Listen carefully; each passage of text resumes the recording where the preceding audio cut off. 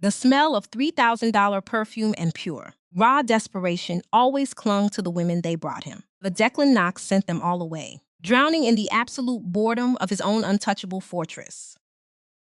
He owned the city's docks, the judges, and the skyline. But every soul in his ballroom would gladly slit his throat for a taste of that ledger. Then, on a random Tuesday, the plastic lies faded. Deep in the cold stone corridors, drifted a voice so raw, unpolished, and heavy with pure, unadulterated heartbreak that it stopped the most dangerous man on the East Coast dead in his tracks. She was an invisible ghost, drowning in debt, bleaching his floors until her knuckles bled, unaware that she had just become his absolute center of gravity. Welcome to a channel dedicated to the minds of the underworld, where some are born to rule and others learn the heavy lessons only a boss can teach. We do not glorify crime here. We deconstruct the brutal psychology, the strategic brilliance, and the silent, heavy costs of real power. This story is an elite masterclass in setting uncompromising boundaries, cutting away dead weight, and understanding that true control requires no deceit to endure. If you are ready for a dark romance with real intellectual depth, crush that like button. Drop your thoughts in the comments. And subscribe now so you never miss a terminal entry in our chronicle. The scent of cheap. $3,000 perfume and pure desperation always clung to the women they brought him. They arrived draped in heavy silk, their laughter too perfectly rehearsed, their smiles entirely hollow. From his vantage point on the mezzanine balcony of the sprawling limestone monstrosity, perched on the Atlantic cliffs, Declan Knox sent them all away, drowning in the agonizing, heavy suffocation of absolute boredom. It was his 35th birthday, a milestone his syndicate had decided required a grand, expensive spectacle. Below him, 500 people packed the ballroom, drinking his champagne and eating his catered duck, though every single one of them would gladly slit his throat if they thought they could get away with it. His second in command, Arthur, leaned against the mahogany railing beside him, rubbing the bridge of his nose in deep frustration after Declan rejected a literal aristocrat, the fourth woman of the night. Arthur dryly reminded him that in their tax bracket, everyone trades security for youth or money for affection, and that everything in their world is a transaction. But Declan, setting down his watered-down whiskey, looked at the crowd and saw only a ledger. He was tired of sharing a bed with a contract, the higher he had climbed over the last decade, turning his father's crumbling organization into an untouchable fortress of blood and concrete. The more the world had flattened out into plastic lies and chess matches. Demanding quiet, he snapped a code, absolute command to Arthur, that he was leaving the party due to a headache, brushed off the warning about insulting the 5 families downstairs, and walked away into the upper corridors of the estate. 3 floors down, buried in the dimly lit service corridors, where the rhythmic thud of the ballroom music was nothing but a muffled vibration through the floorboards, Clary Davies was on her hands and knees. She wore an oversized gray polo shirt with the cleaning company logo, faded black cargo pants, and squeaking rubber-soled shoes. Her brown hair was yanked back into a messy knot with a broken plastic claw clip, and sweat dipped down her forehead as she attacked a stubborn scuff mark with a brush. The sharp, toxic burn of industrial bleach and synthetic lemon filled her nostrils, making her voice raspy, but she didn't stop. Clary's was 26, but the heavy, permanent dark circles under her eyes made her look years older.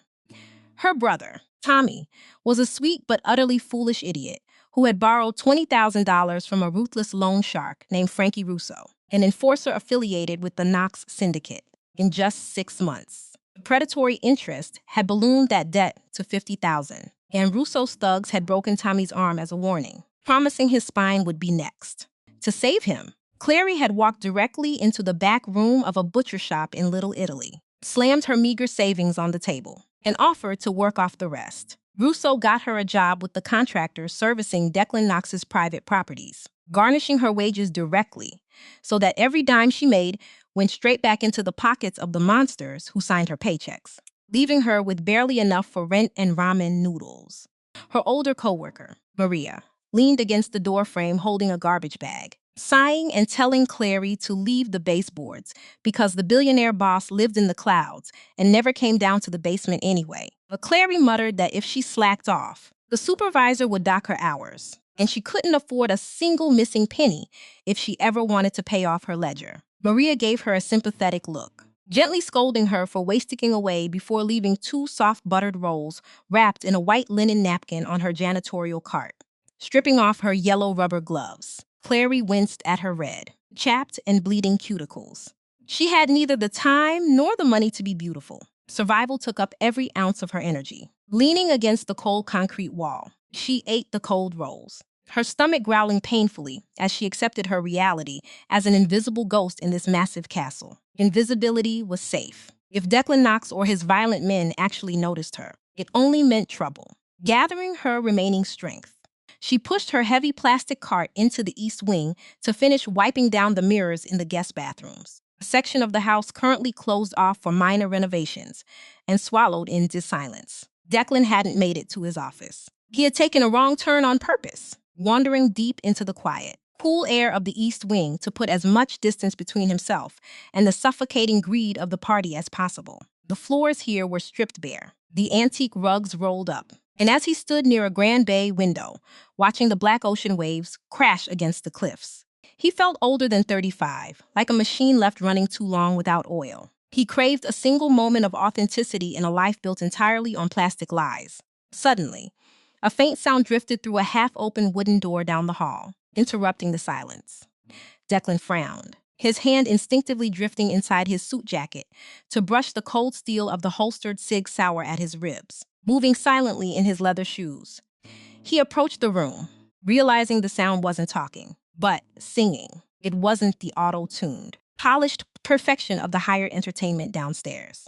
The voice was low, slightly raspy, and completely unpolished, carrying an aching, fragile grief that sounded like pure, unadulterated heartbreak. She was singing an old, depressing folk tune about burying the dead in the dirt and waiting for a train that was never coming, when her voice physically cracked on a lyric. A profound wave of exhaustion echoed through the cavernous marble bathroom, making the hair on the back of Declan's neck stand up. Nudging the door open a fraction more, Declan looked inside and saw a girl swallowed in a baggy gray polo shirt and cargo pants, her hair clipped haphazardly in a messy nest.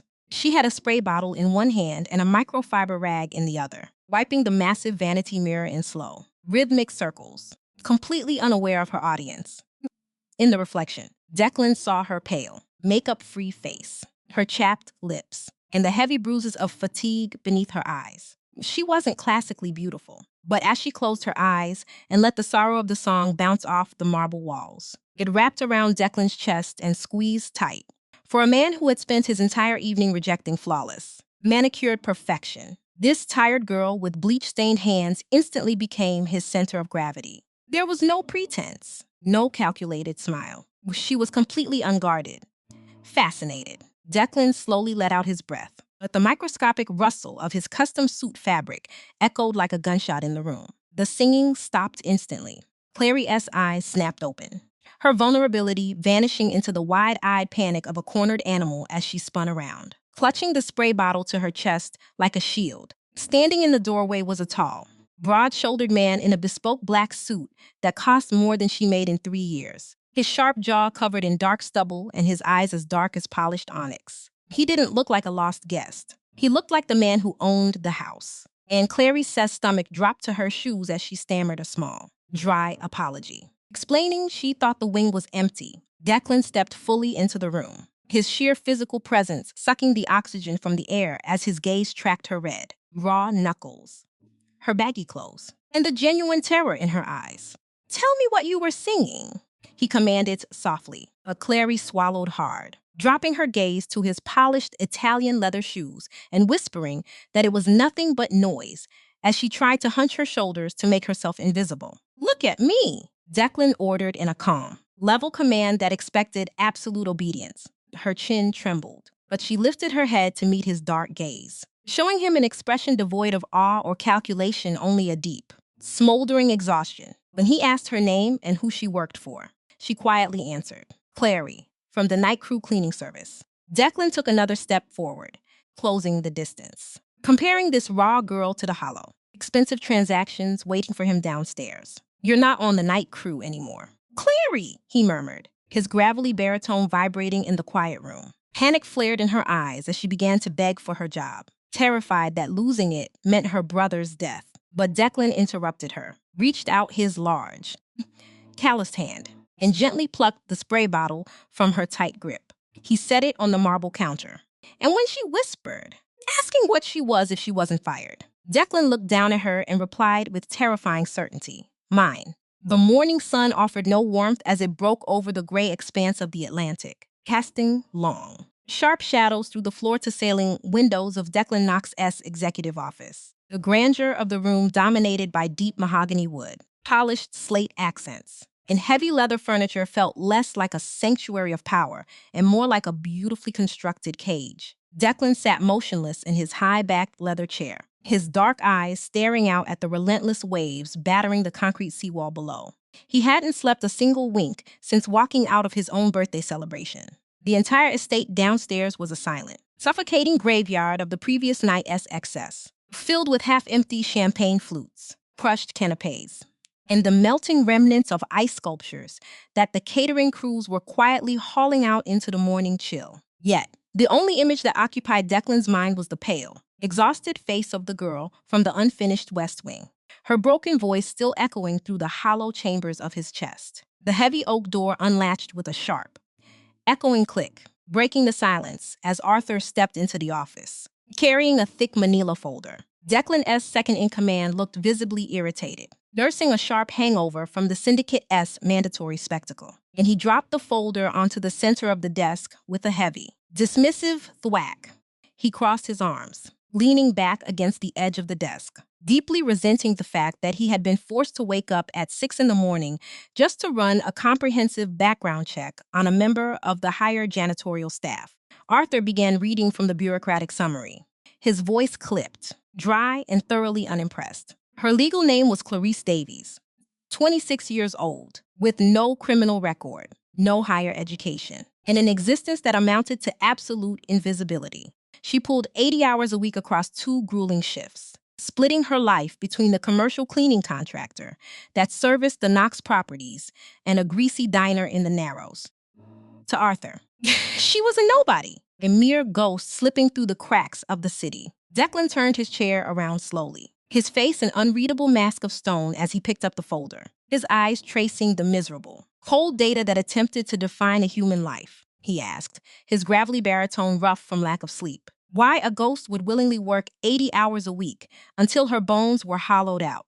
Arthur leaned forward, tapping a specific line on the printed report with a blunt finger, explaining that Clary Davies was digging her way out of a grave she hadn't dug herself. The file revealed a younger brother, Thomas, an idle, sweet-talking parasite who went by Tommy. The kid possessed the impulse control of a fruit fly and a severe gambling addiction that had led him straight to the family's underground tables in Little Italy 8 months ago. Tommy had lost $20,000 of money he didn't have, and because he couldn't pay, the predatory interest had ballooned the paper to $52,000. Declan's jaw tightened imperceptibly, a lethal stillness settling over his features as he demanded to know exactly who held the paper on the street. Arthur confirmed that the debt belonged to Frankie Russo, a mid-level loan shark who kicked up a standard percentage of his street-level collections directly to the Knox family vault. Russo was a crude brute who lacked any shred of executive finesse, but made up for it with enthusiastic violence. 2 months prior, Russo's thugs had broken the boy's arm as a standard warning to ensure compliance. That was when the sister had stepped in. Clary hadn't begged or cried. She had emptied her meager savings, handed over $5,000 in cash, and offered her own labor to protect what was left of her family. Russo had engineered the entire arrangement, placing her with their front cleaning companies so he could garnish her wages directly at the source, keeping her trapped in a perpetual cycle of debt. Every single dime she earned scrubbing floors above basic rent went straight into Russo's pocket, and by extension of the Syndicate's pyramid, straight into Declan's own accounts. Declan closed the manila folder, the quiet sound hanging heavily in the cool air of the office. The irony tasted like bitter ash in his mouth. He was the monster at the apex of the structure, growing wealthier off the pennies squeezed from a terrified, bleeding girl who was currently breaking her back to clean the very mirrors he looked into. Without raising his voice, Declan commanded, Arthur to call Russo and have him in the office in 20 minutes, along with his physical ledger. Arthur hesitated, warning his boss that intervening in street-level collections would undermine the authority of the block bosses, making the entire structure look weak over a girl who had simply caught his eye. Declan S.'s dark eyes lifted, meeting Arthur S. with an absolute, terrifying lack of warmth that made the hair on the assistant's arms stand up. "I didn't say I was forgiving the debt," Declan stated softly, his voice a calm, hanging sentence. "Bring me Russo." Exactly 20 minutes later, Frankie Russo walked into the executive suite, exuding a nervous, oily confidence. He was a thick, sweaty man crammed into a suit that strained violently across his chest, smelling strongly of stale tobacco and cheap cologne. He offered a sycophantic, greasy smile, holding his leather-bound ledger against his chest like a shield as he wished Declan a happy belated birthday. Declan remained perfectly still in his leather chair, gesturing coldly for the man to approach the desk. "Put the book down, Frankie," Declan ordered, his tone devoid of any emotion. Russo obliged immediately, sliding the ledger across the polished wood. "Turn to the Davies account," came the next level command. Russo flipped through the pages with thick, damp fingers that left faint grease smudges on the paper, stopping at a section filled with neat columns of red ink. He grinned, calling Tommy a useless bum, but praising the sister as an exceptional worker who paid like clockwork and never missed a single week. Declan read the numbers upside down with clinical precision, noting aloud that the original debt was $20,000. But with the juice, Russo had inflated it to $52,000. Russo nodded eagerly, boasting that they were making a killing on the interest and that the account was an excellent earner for the family. Declan stood up slowly, moving with a predatory, terrifying grace that instantly shifted the gravity of the room. He walked around the massive mahogany desk, stopping mere inches from Russo, forcing the shorter loan shark to tilt his head back just to look his boss in the eye. The oily smile on Russo's face began to falter under the weight of the silence. "She works in my house." "Frankie," Declan whispered, his voice dangerously low, vibrating with a dark certainty that cut through the room like a razor blade. "She scrubs the floors I walk on and cleans the mirrors I look in," he continued, his stare burning into the sweating loan shark. Russo blinked, perspiration beading heavily along his forehead as he stammered that he thought the arrangement was perfect because it kept the money flowing and kept her close.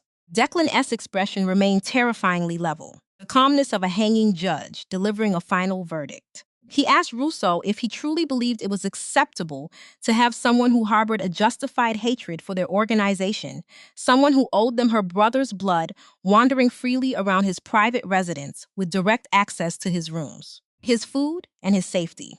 Russo panicked, taking a half step back, stammering that the girl was completely terrified and didn't possess the spine to ever make a dangerous move. "You put a liability in my home to line your own pockets," Declan countered, reaching out to pick up a heavy brass letter opener from his desk, weighing it idly in his palm without raising it. "You endangered the head of this family for $50,000 of street money." Russo fell apart, pleading for his life, swearing to God that he hadn't thought of it that way. Declan tossed the heavy brass instrument back onto the wood with a sharp, echoing clatter, turning his back on the trembling man. He looked at Arthur and commanded him to pay Frankie his original $20,000 directly out of the main vault, declaring the predatory interest completely void.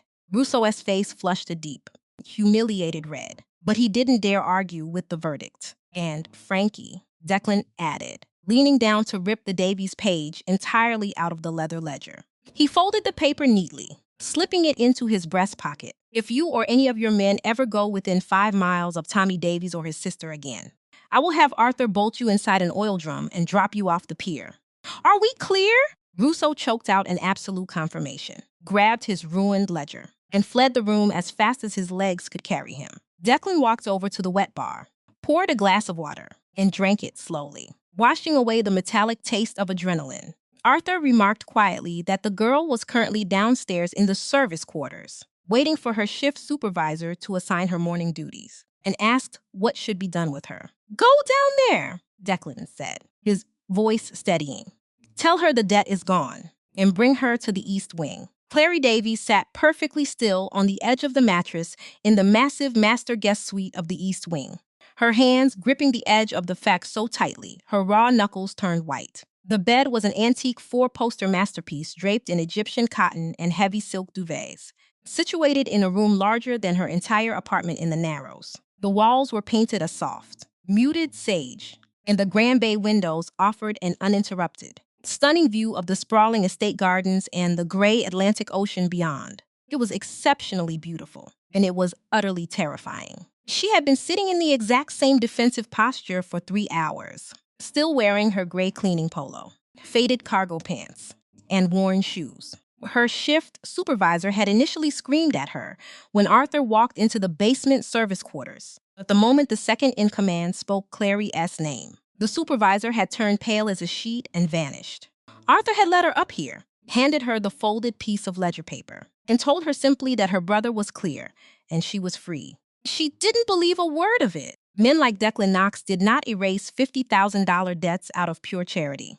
In her world, everything had a price, and an erased debt only meant she was about to pay with something far worse than her wages. The heavy oak door unlatched with a quiet, distinct click, causing her to flinch as Declan stepped into the room. He had changed out of his formal evening suit and was wearing a dark charcoal sweater and black trousers, looking less like a lethal mob boss and more like a wealthy, tired architect. But Clary wasn't fooled for a second. She knew exactly what he was, having seen the terrifying aura of absolute obedience he demanded from his men. He closed the door behind him and stopped near the threshold, watching her with a calm, analytical gaze. "You haven't moved," Declan observed, his voice a low rumble in the quiet suite.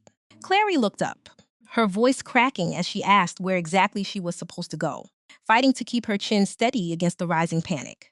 "You own the doors. Then you own the people outside the doors," she whispered, her defense mechanisms fully raised. Declan looked at her, his expression entirely serious as he stated that she could go home to her apartment if that was what she truly wanted. He walked slowly toward the small sitting area near the window, sitting down in a leather armchair and crossing his legs. "The debt is settled. Russo won't touch your brother again, and you are a free woman. Clary," he delivered without a hint of sarcasm or hidden agenda. A bitter, hysterical laugh bubbled up in Clary's throat, but she choked it down, demanding that he stop playing games with her. People like her were never free around people like him. She asked bluntly if he wanted her to sleep with him, asking if that was the real trade for her brother's safety. Declan didn't flinch at the accusation. He simply looked at her, his dark eyes tracing the heavy lines of exhaustion carved into her pale face and the rigid, defensive posture of her shoulders. "I don't buy women, and I don't force them," he said quietly, his voice cutting through her assumptions. "Then what am I doing in this room?" she demanded, her hands trembling. Declan looked away, his gaze drifting out the window toward the gray waters of the ocean. "I wanted to pull you out of the basement," he confessed. "I heard you last night. You were the only real thing in a house full of plastic. And I didn't like the idea of you ruining your body to pay off a mistake my own people engineered. So I fixed it." Clary repeated the words, tasting the utter absurdity of his statement. She asked him if he honestly thought he was a savior, reminding him that he ran the very tables her brother played at, that his men broke Tommy's arm, and that he had built the very machine that was crushing her existence.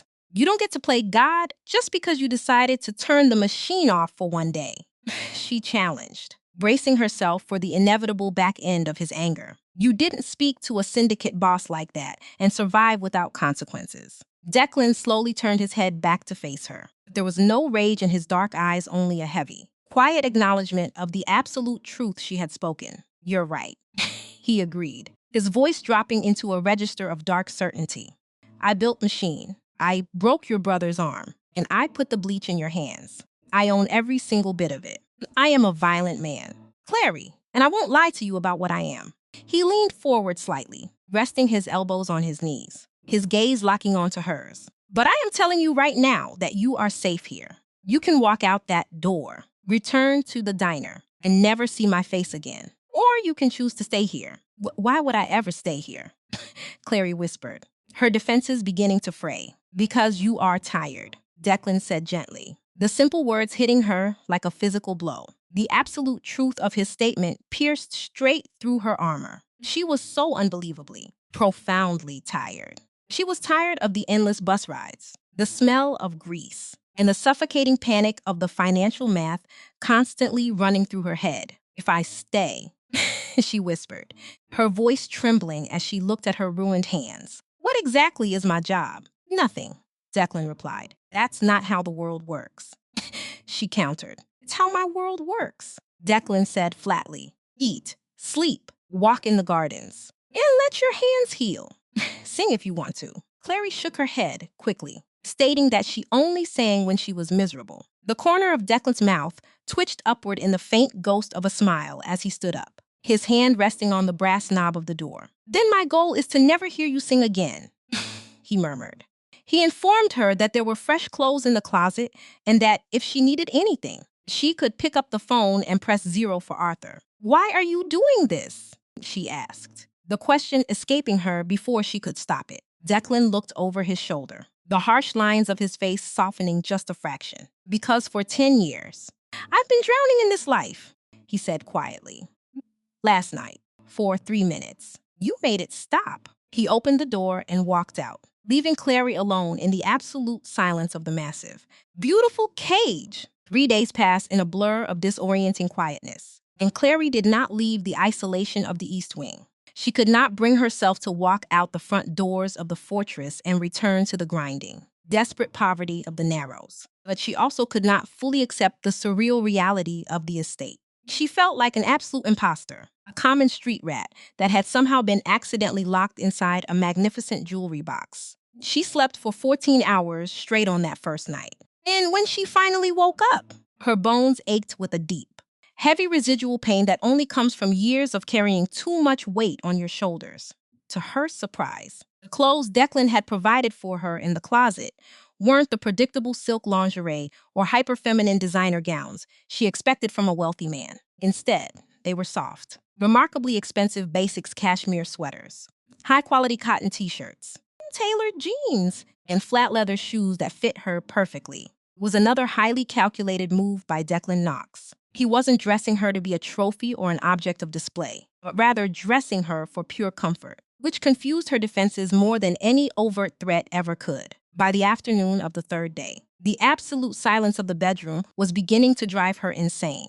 She was a woman who had never stopped moving her entire life, and this newfound stillness felt dangerously like a trap designed to make her let her guard down. Unable to bear the isolation any longer, she left her room and began to navigate the wide, empty hallways of the labyrinthine estate, guided purely by the distant, comforting sounds of clattering pots and the rich, familiar smell of roasting garlic.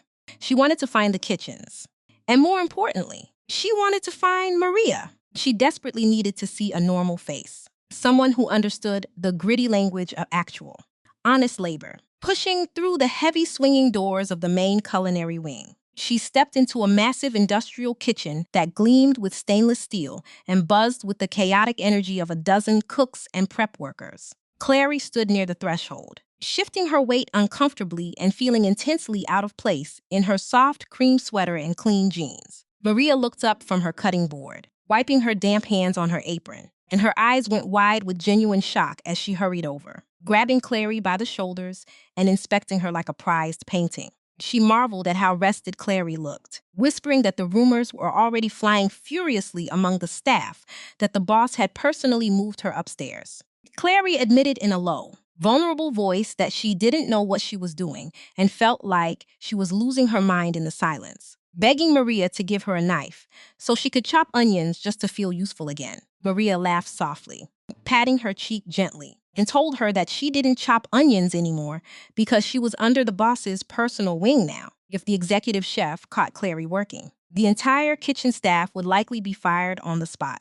Before Clary could even argue the point, the heavy double doors on the far side of the kitchen swung open, and 3 men walked into the room.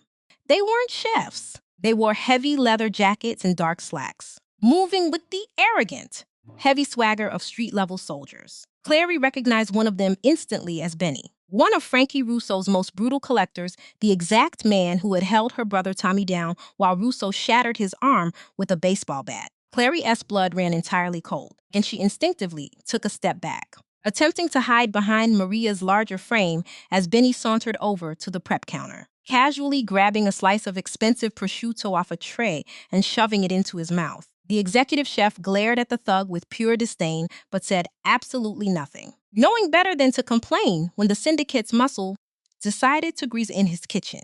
Benny chewed loudly, his arrogant eyes scanning the room until they locked onto Clary, causing him to stop chewing entirely as a slow, ugly grin spread across his face. He wiped the grease from his mouth with the back of his hand and sauntered over, drawling mockingly about how the little scrub brush had suddenly moved up in the world. He looked her up and down, taking in the expensive cashmere sweater, her clean hair, and her healing hands with a predatory sneer. Maria bravely stepped in front of Clary, ordering Benny to leave her alone because she had absolutely nothing to do with him or his crew anymore. Benny snorted, roughly shoving Maria aside, and leaned in dangerously close to Clary, smelling strongly of stale beer and cheap tobacco. He tobacco whispered that when she had come to the butcher shop crying over her idiot brother, he hadn't seen her potential, but now she was decked out in luxury. Clary kept her eyes locked firmly on his chest, refusing to look at his face, and stated coldly that her brother's debt was paid. Benny sneered, admitting they had heard the news and that Russo was pissed about losing a good earner, before launching into a vile insinuation about how she must have found a better way to pay off the boss on her knees. Benny, the word wasn't shouted, but it cut through the clatter of the kitchen like a razor blade. It was spoken at a completely normal volume, but the effect was instantaneous. The chopping stopped. The sizzling pans seemed to quiet down, and the entire room froze in sheer terror. Clary looked past Benny and saw Declan Knox standing in the doorway, wearing a dark custom suit with his tie slightly loosened, his dark eyes fixed entirely on the street soldier. He didn't look tired today. He looked like the undisputed apex predator of the eastern seaboard. Benny swallowed hard, his arrogant swagger evaporating instantly as he spun around, his hands coming up in a defensive, placating gesture, stammering that it was just a misunderstanding and a joke. Declan walked forward slowly, the cooks scrambling out of his way and pressing themselves against the stainless steel counters to give him a wide berth.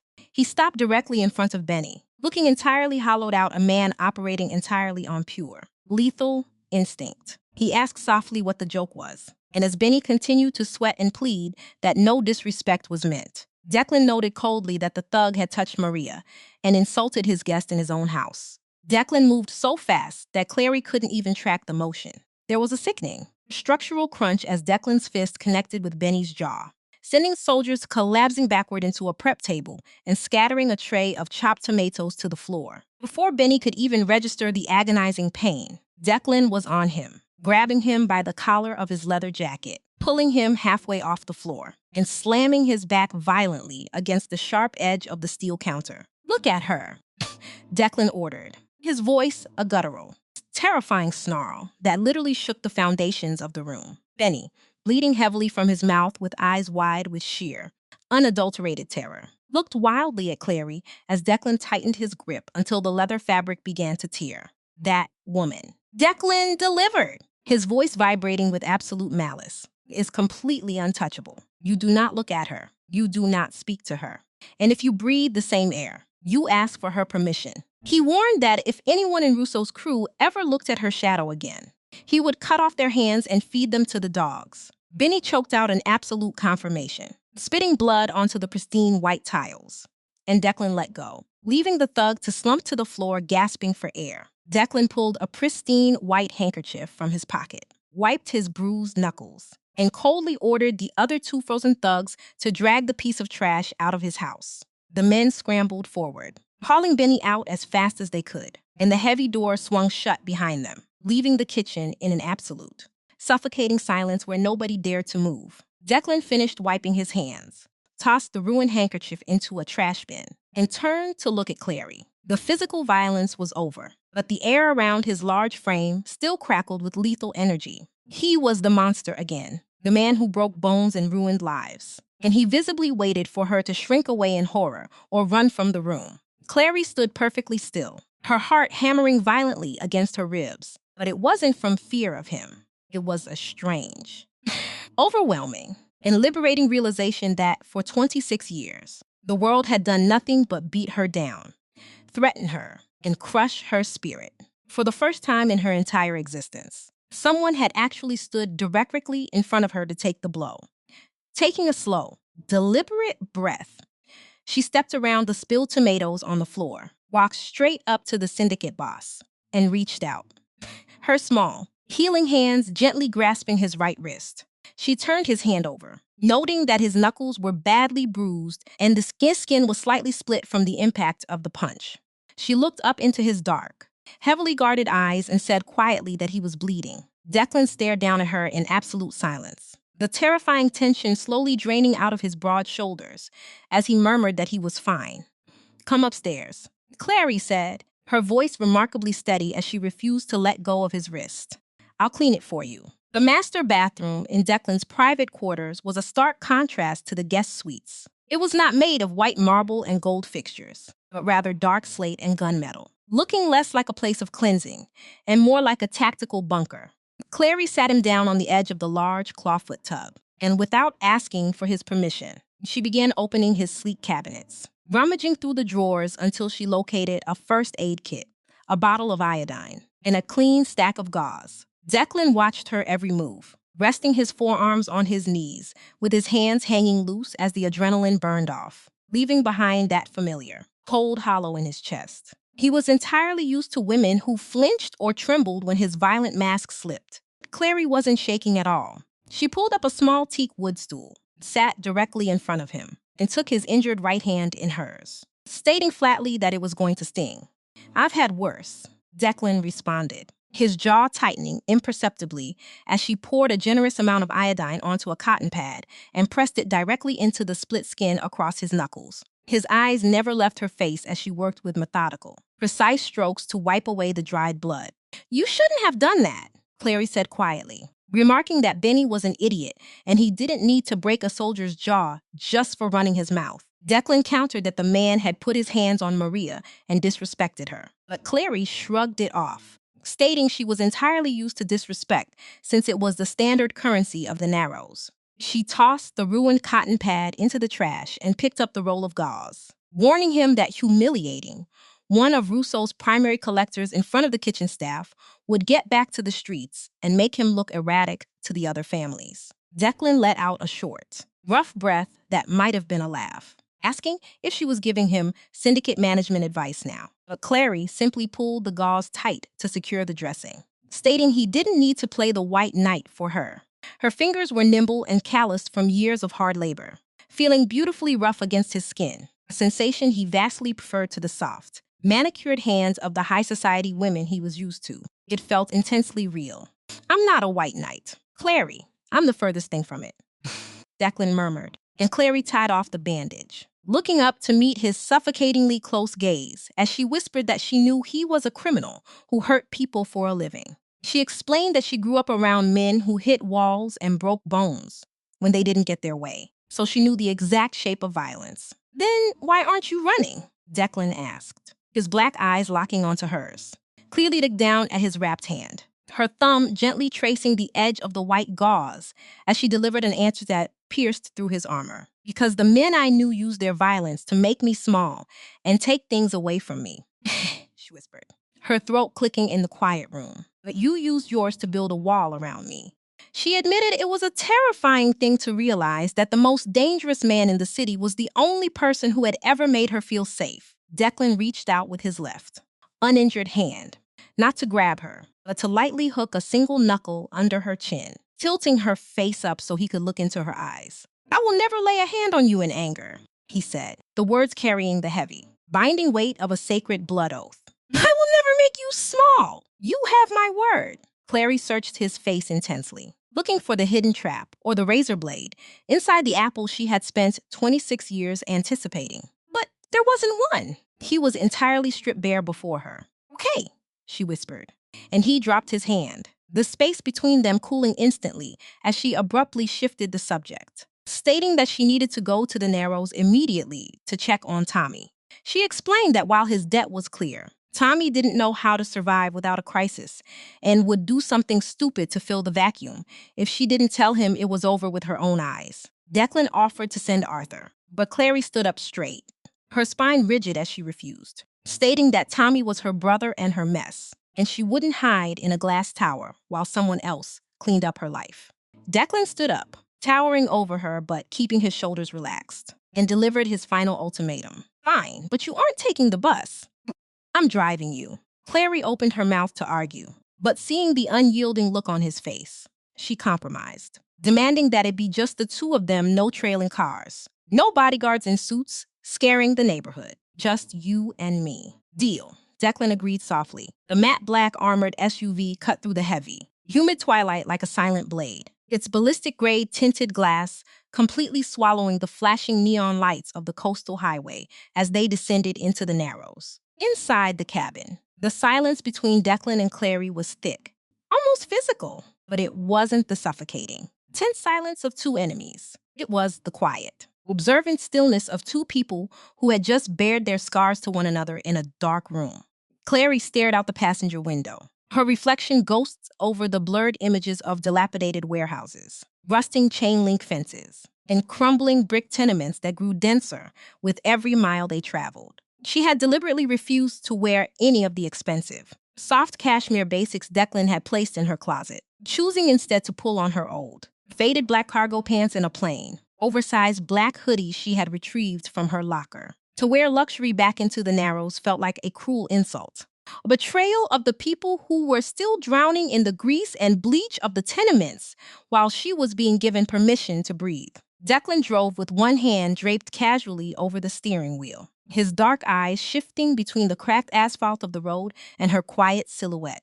He didn't offer any hollow platitudes about family loyalty, nor did he press her for details about what she expected to find. He understood the gritty, necessary brutality of cutting off dead weight better than anyone else alive, having spent his entire adult life pruning his own circle to survive. When he finally pulled the massive vehicle up onto a cracked sidewalk next to an overflowing dumpster, the sheer contrast between the heavy, pristine armored SUV and the decaying, soot-stained building in front of them was jarring. A group of teenagers sitting on the rusted hood of a nearby Honda Civic immediately went dead silent, their wary, predatory eyes tracking the vehicle with a mix of hostility and intense curiosity. Clary unbuckled her seatbelt, her throat tight with a sudden, heavy dread, and turned to look at him. "Stay in the car," she told him firmly, her voice carrying a protective edge she didn't quite understand. Declan cut the engine but didn't make a single move to unbuckle his own harness. He simply rested his large, wrapped right hand on the steering wheel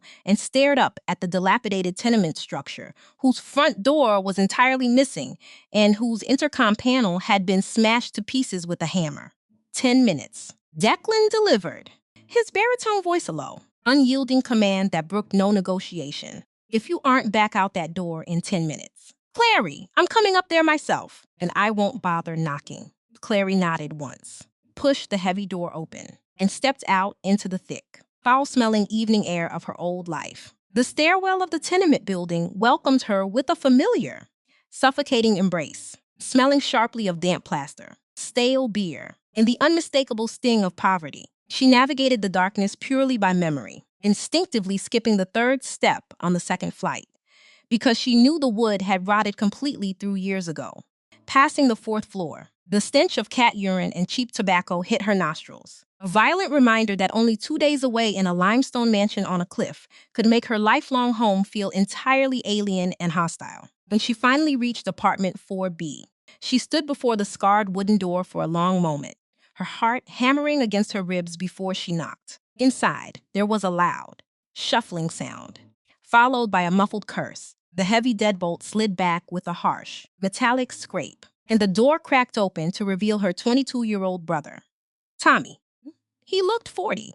His skin was a sallow, unhealthy yellow. His frame was painfully thin, and his bloodshot eyes were dilated with the restless, frantic energy of a chronic gambler. His right arm was still encased in a filthy, graying fiberglass cast, held against his chest by a frayed, sweat-stained sling.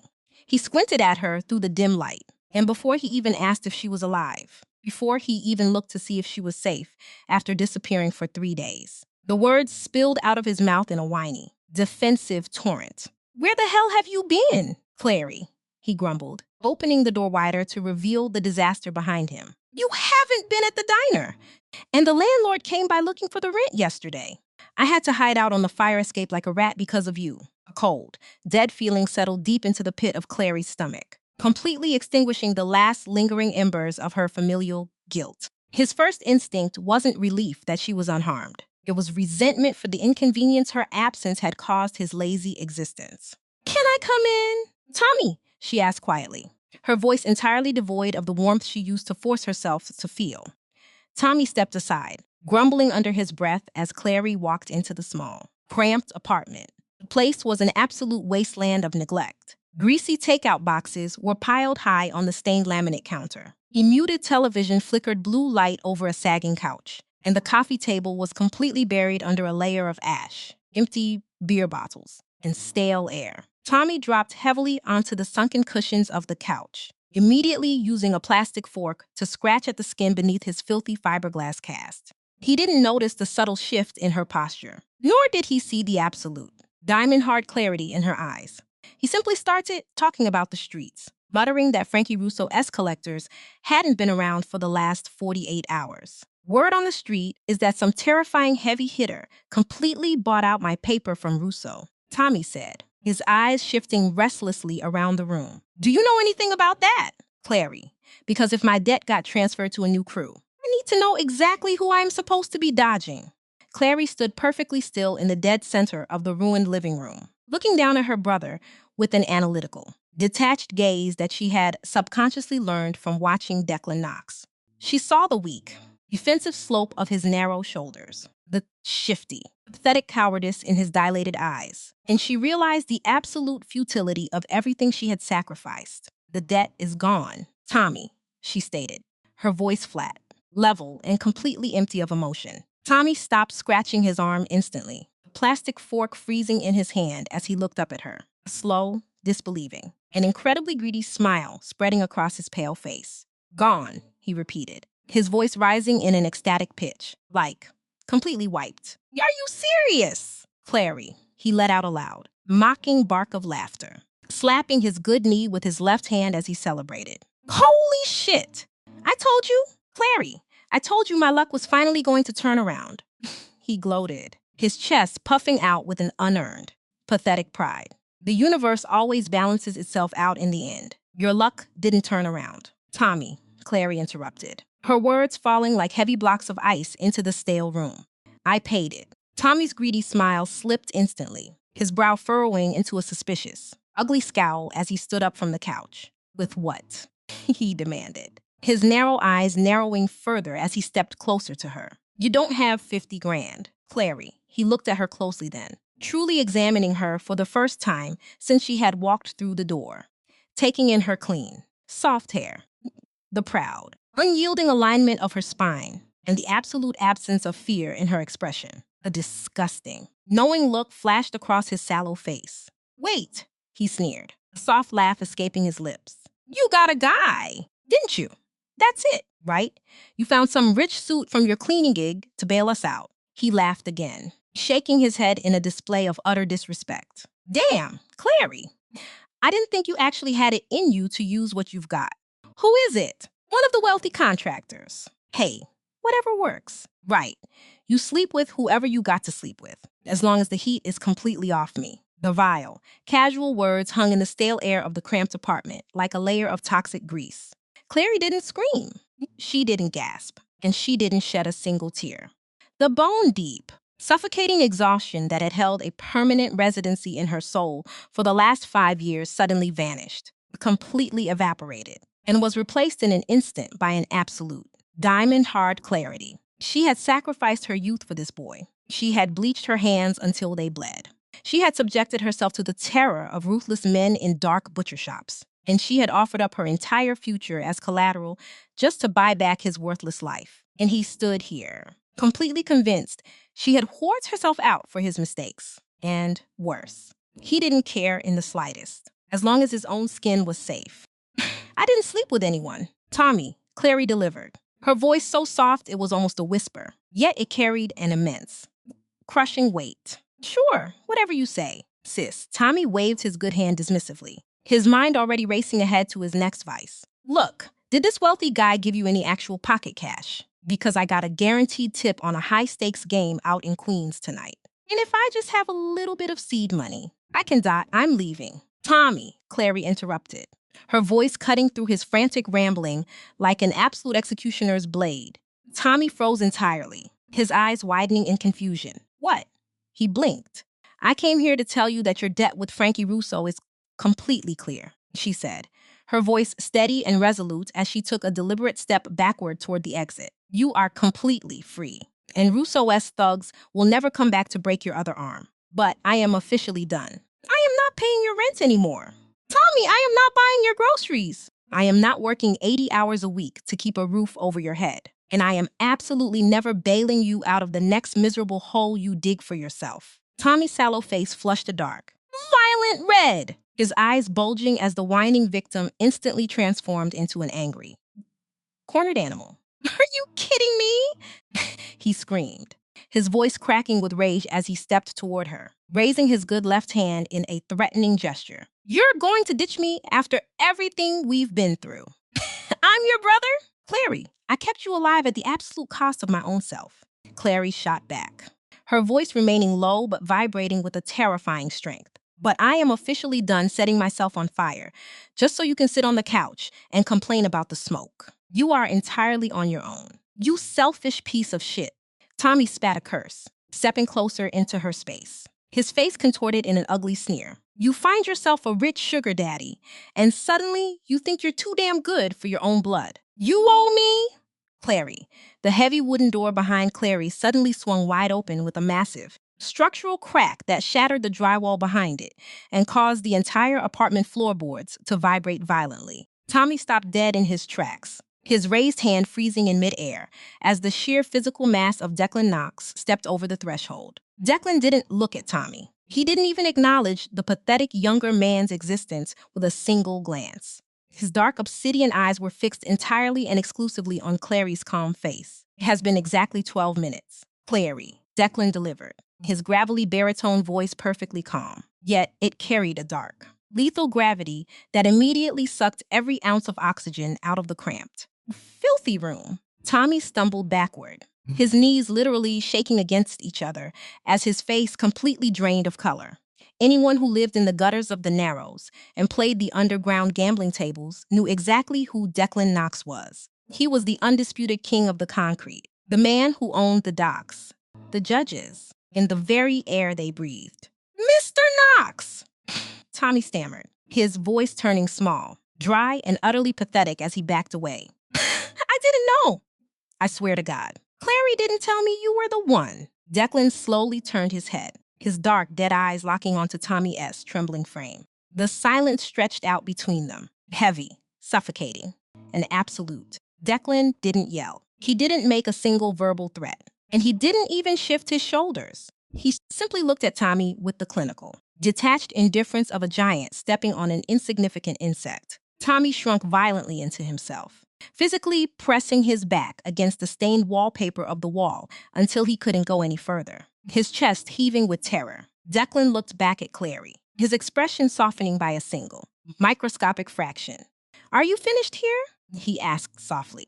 Clary looked at her brother one final time, looking past the filthy cast and the sallow skin, and realized there was absolutely no pity left inside her heart. There was only an empty, peaceful space where her toxic guilt used to live. Yes, she said, her voice carrying a beautiful, absolute certainty. I am completely finished. She turned her back on apartment 4B and walked out into the corridor without looking behind her once, her rubber-soled shoes making no sound against the floor. Declan followed her out, pausing for just a single second to pull the shattered wooden door firmly closed behind them, locking Tommy Davies away in the dark, self-made prison of his own greed. The long drive back to the limestone estate was wrapped in a profound, healing silence.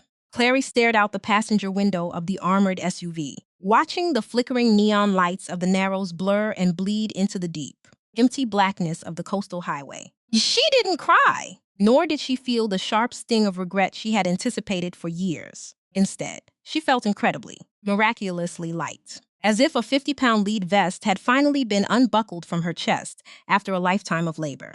She had expected the final severing of her family ties to mutilate her soul, but instead, it felt like breathing pure, clean oxygen for the first time in her 26 years of life.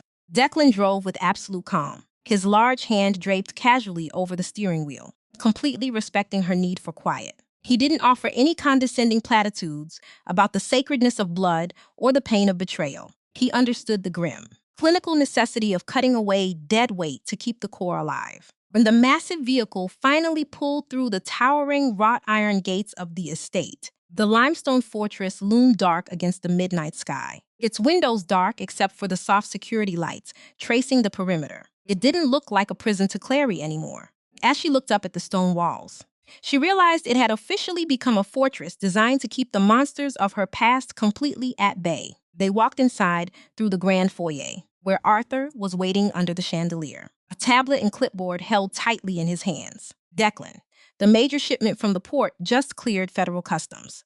Arthur reported quickly, his voice clipped as he stepped into their path. We need your immediate executive sign-off on the warehouse routing transfers before the morning crews arrive. Handle it. Declan delivered without breaking his stride for even a second, walking right past his second-in-command and leading Clary toward the grand staircase. I need your actual physical signature on these routing numbers, Declan, Arthur protested, following them to the bottom of the steps with a heavy sigh. Forge it, Declan shot back over his shoulder, his voice cold and absolute, and clear the entire West Wing for the night. Tell the security detail to conduct all perimeter checks from the outside of the grounds.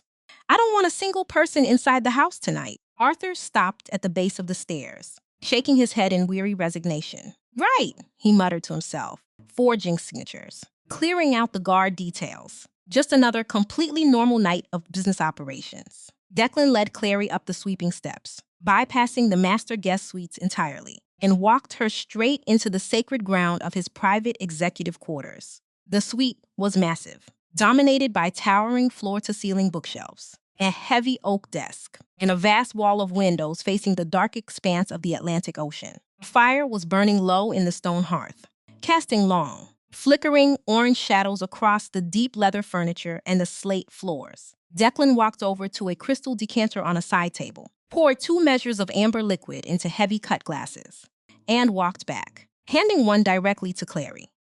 She took it, wrapping her small, rough hands around the cool, heavy glass, her eyes locking onto his. To dead weight, Declan said softly, raising his glass a fraction of an inch in a dark, sincere toast. Clary met his obsidian gaze, the corners of her mouth softening into her first real smile. To dead weight, she echoed, and took a slow sip. The cheap whiskey of her past was gone. This burned like liquid fire sliding down her throat, but it settled deep and warm in her stomach, anchoring her to the floorboards. She walked over to the massive wall of windows, looking out at the black, invisible ocean far below, where the steady, rhythmic thrumming of the waves crashing against the rocks vibrated through the stone foundations of the house. You don't owe me a single thing, Clary. Declan's gravelly baritone drifted from behind her near the hearth. The debt with Rousseau is permanently dead.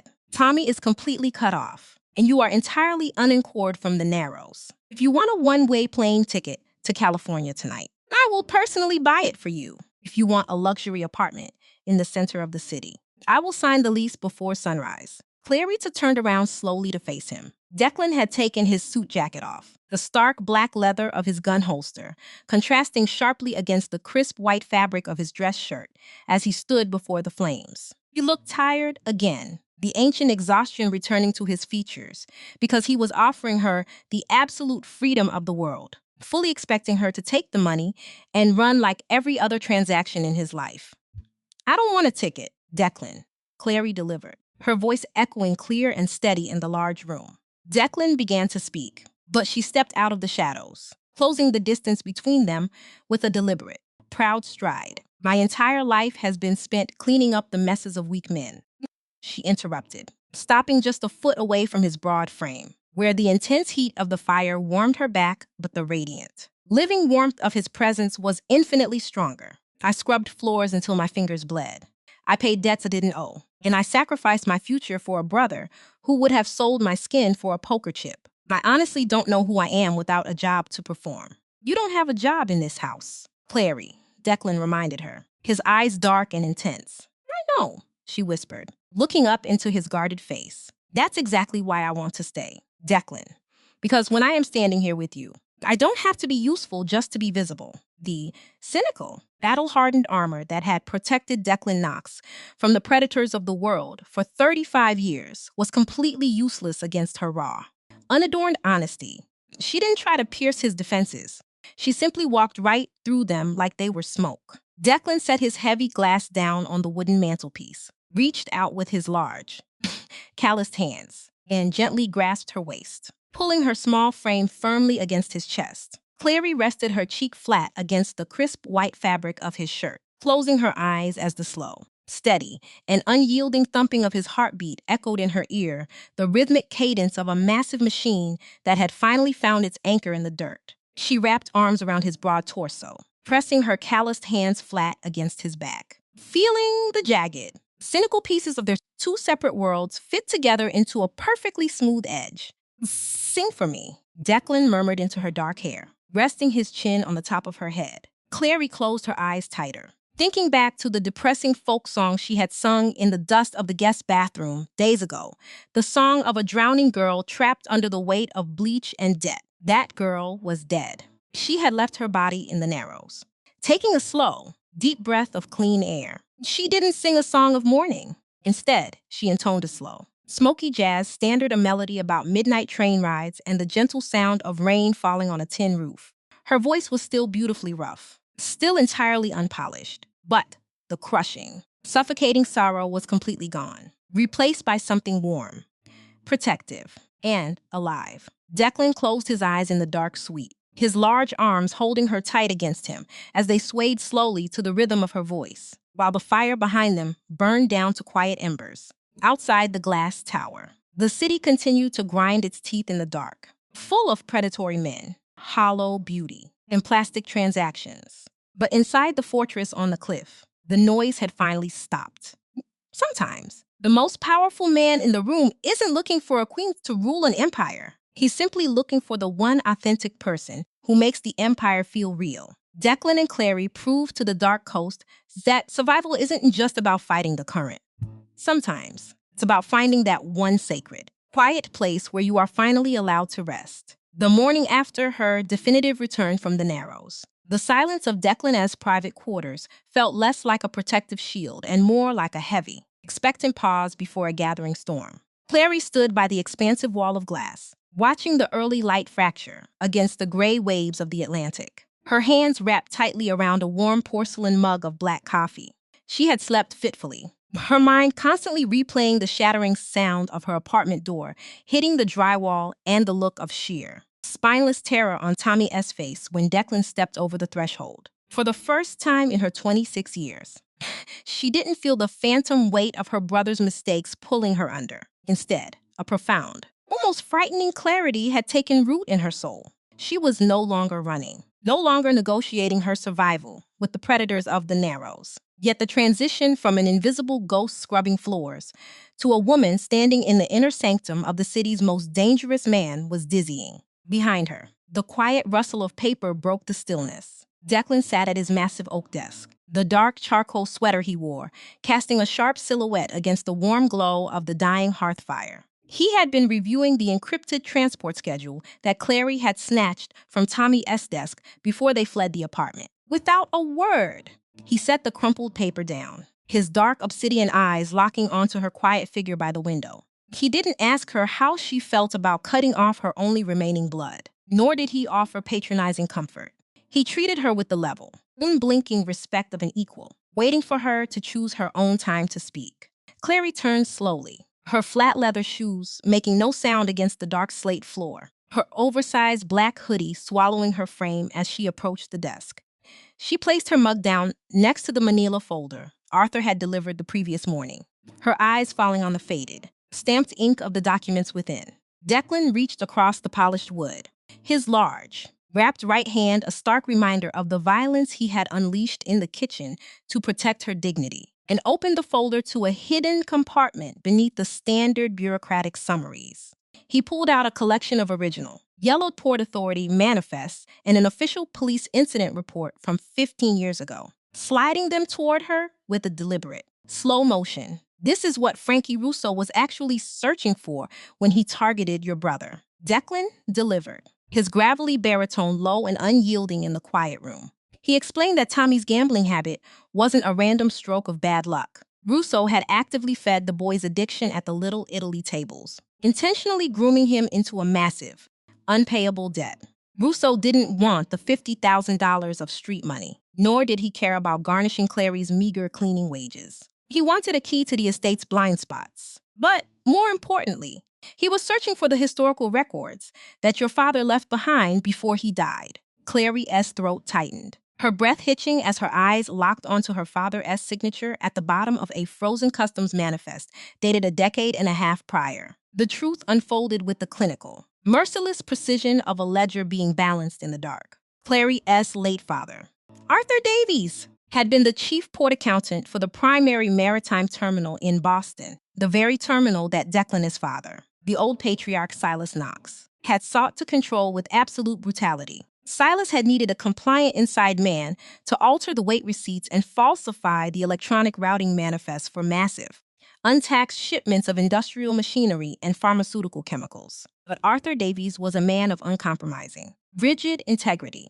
He had refused the bribes, ignored the subtle threats delivered to his doorstep, and began meticulously documenting every single anomaly in a private, encrypted ledger. When Silas realized the accountant couldn't be bought or broken, the syndicate engineered a catastrophic structural failure on the high-altitude crane platforms, framing it as a tragic workplace accident before pushing her father to his death into the freezing waters of the harbor. Clary stared at the grainy black and white crime scene photos, her small hands trembling as she traced the faded text of the official verdict. Accidental drowning. A file closed and buried by judges whose campaigns were funded entirely by Knox money. Declan stood up slowly, his towering, broad-shouldered frame blocking out the morning light as he walked around the desk to stand mere inches from her. He didn't offer an apology for the sins of his bloodline, nor did he try to distance himself from the horror. "I own the machine that crushed your family, Clary," he whispered, his dark eyes stripped entirely bare of their usual cynical armor.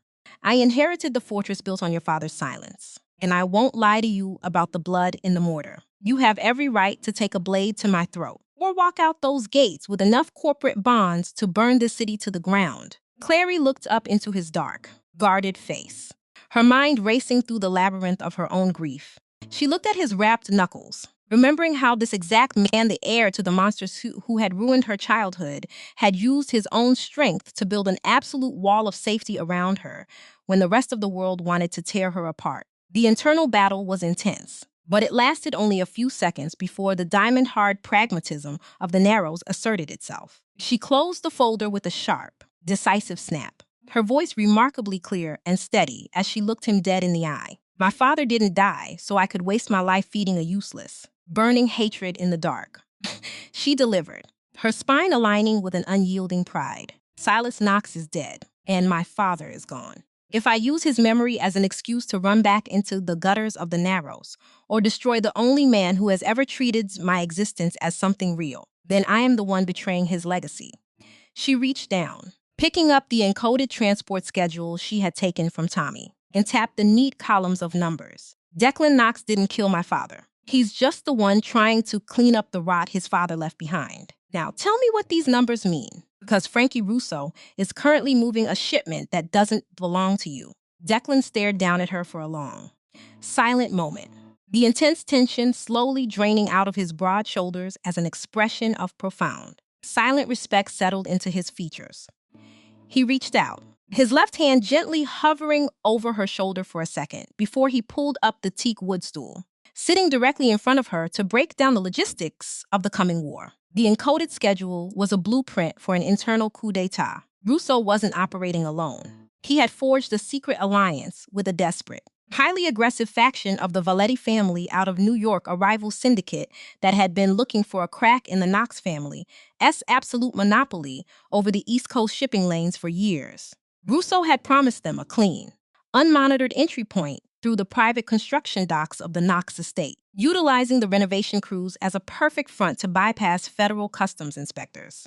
On Saturday night, while the estate's main security detail was scheduled for shift rotations. A vessel carrying a massive cargo of illicit, black market pharmaceuticals and unregistered synthetic chemicals was scheduled to drop anchor in the blind spot beneath the Atlantic cliffs. Russo's street soldiers would use the janitorial supply trucks to haul the contraband directly into the city, effectively establishing a rival distribution network right under Declan's nose. It was a brilliant, highly sophisticated operation that would have succeeded completely if they hadn't underestimated the professional observations of a girl with a microfiber rag. Arthur stepped into the study then, his face grim as he reported that their internal surveillance had just flagged a breach. A senior port dispatcher on their own payroll had just accessed the secure routing codes, confirming that Russo had successfully brought inside compliance. Declan didn't rage. He simply leaned back, his mind working with cold, analytical precision. We don't stop the ship. Declan delivered, his baritone a level sentence of death. We let Russo believe his transaction is flawless. We freeze his corporate accounts, block his exit routes, and turn his own ambush into the terminal ledger entry for his entire crew. As the corporate counteroffensive began to take shape in the executive office, the fragile piece of the estate was violently shattered from the outside. Frankie Russo, realizing his access timeline was collapsing after the confrontation in the Narrows, decided to secure a definitive piece of collateral to force compliance. Late that afternoon, as the elderly kitchen cook, Maria, stepped past the outer perimeter gates to catch the evening transit bus back to the city. A dark sedan pulled onto the shoulder with blinding speed. Two of Russo's street-level thugs bolted from the vehicle, muffled her screams with a heavy cloth, and dragged her frail frame into the back seat before the gate guards could even draw their weapons. Within 20 minutes, a disposable burner phone on Declan's desk vibrated with a sharp, aggressive ring. Declan answered, placing the call on speaker as Russo's greasy, frantic voice filled the room, crackling with the desperate madness of a man who knew he was running out of options. I have the old woman? Knox, Russo sneered. His breath ragged over the static. The sister brought you my ledger. She thinks she's safe in your high tower. But Maria is currently sitting in a pool of oil at the waterfront harbor. You bring the master encryption keys for the port logistics terminal to the abandoned warehouse on Pier 42 by midnight. Alone. Or I start sending the old lady back to your kitchen piece by piece. The line went completely dead, leaving the room in a suffocating, lethal silence that caused the air to crackle with tension. Clary's face turned an absolute, translucent white, her hands clenching into tight fists as the memory of Maria's kindness, the soft buttered rolls wrapped in a clean linen napkin when she was starving, rushed through her mind. She looked at Declan, her eyes wide with a terrifying mix of horror and sudden, absolute resolve. Declan reached for his suit jacket, his movements remarkably calm, his face an unreadable mask of cold stone as he checked the magazine of his holstered Sig Sauer. I'm going with you, Clary delivered, her voice slicing through the silence like a razor blade.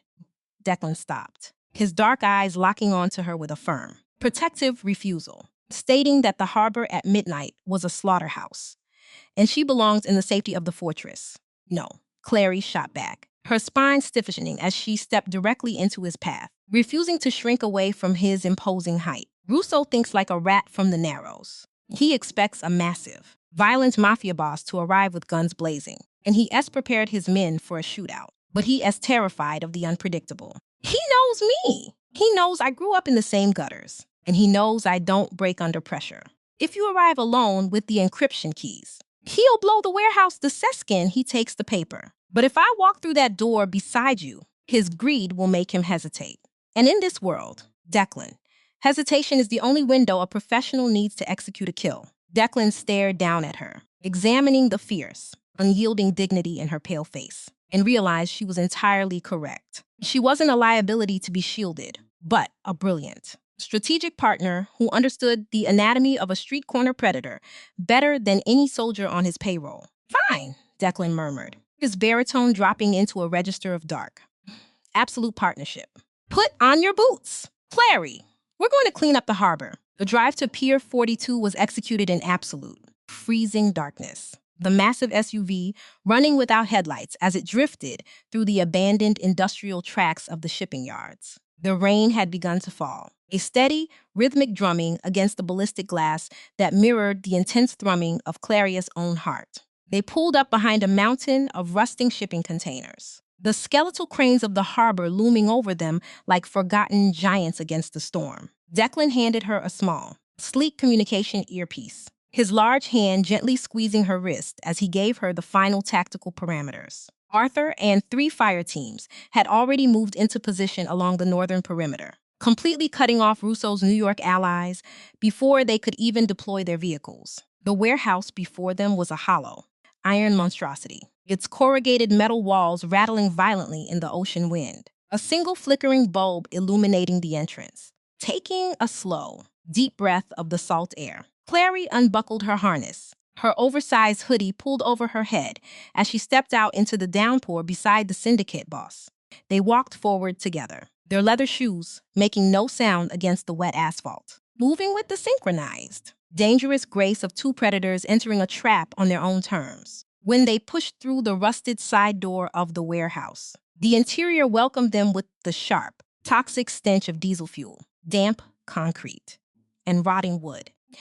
Frankie Russo stood under the flickering crane lights at the far end of the floor, his sweaty face contorted in a mix of manic triumph and deep, frantic paranoia as he held a heavy silver revolver against Maria's trembling temple. The elderly cook was bound securely to a wooden chair, her clothes soaked with water, her eyes filling with tears of relief and terror as she saw Clary approach through the gloom. Russo had 6 street soldiers deployed along the low concrete barriers, their weapons raised and fingers twitching on the triggers. "You actually brought the girl, Knox," Russo shouted, his voice echoing hollowly off the iron rafters as he took a nervous half-step back, using Maria's frail frame as a human shield. "You must really be losing your mind over this piece of trash from the gutters. Hand over the master drive to my man at the gate, or the old lady bleeds right here on the concrete." Declan didn't draw his weapon, nor did he alter his steady, terrifyingly deliberate stride, stopping exactly 20 feet away from the loan shark. His broad shoulders were perfectly relaxed, his hands shoved deep into his trousers pockets as he looked at Russo with the detached, clinical indifference of a hanging judge. "Look at your phone. Frankie, Clary delivered," her voice echoing clear, level, and incredibly sharp through the cavernous space, completely cutting through the howling wind outside. Russo blinked, his greedy eyes darting to her face in sudden confusion. "I told you before." Russo, a boss with no money, is just a pathetic man holding a heavy piece of scrap metal.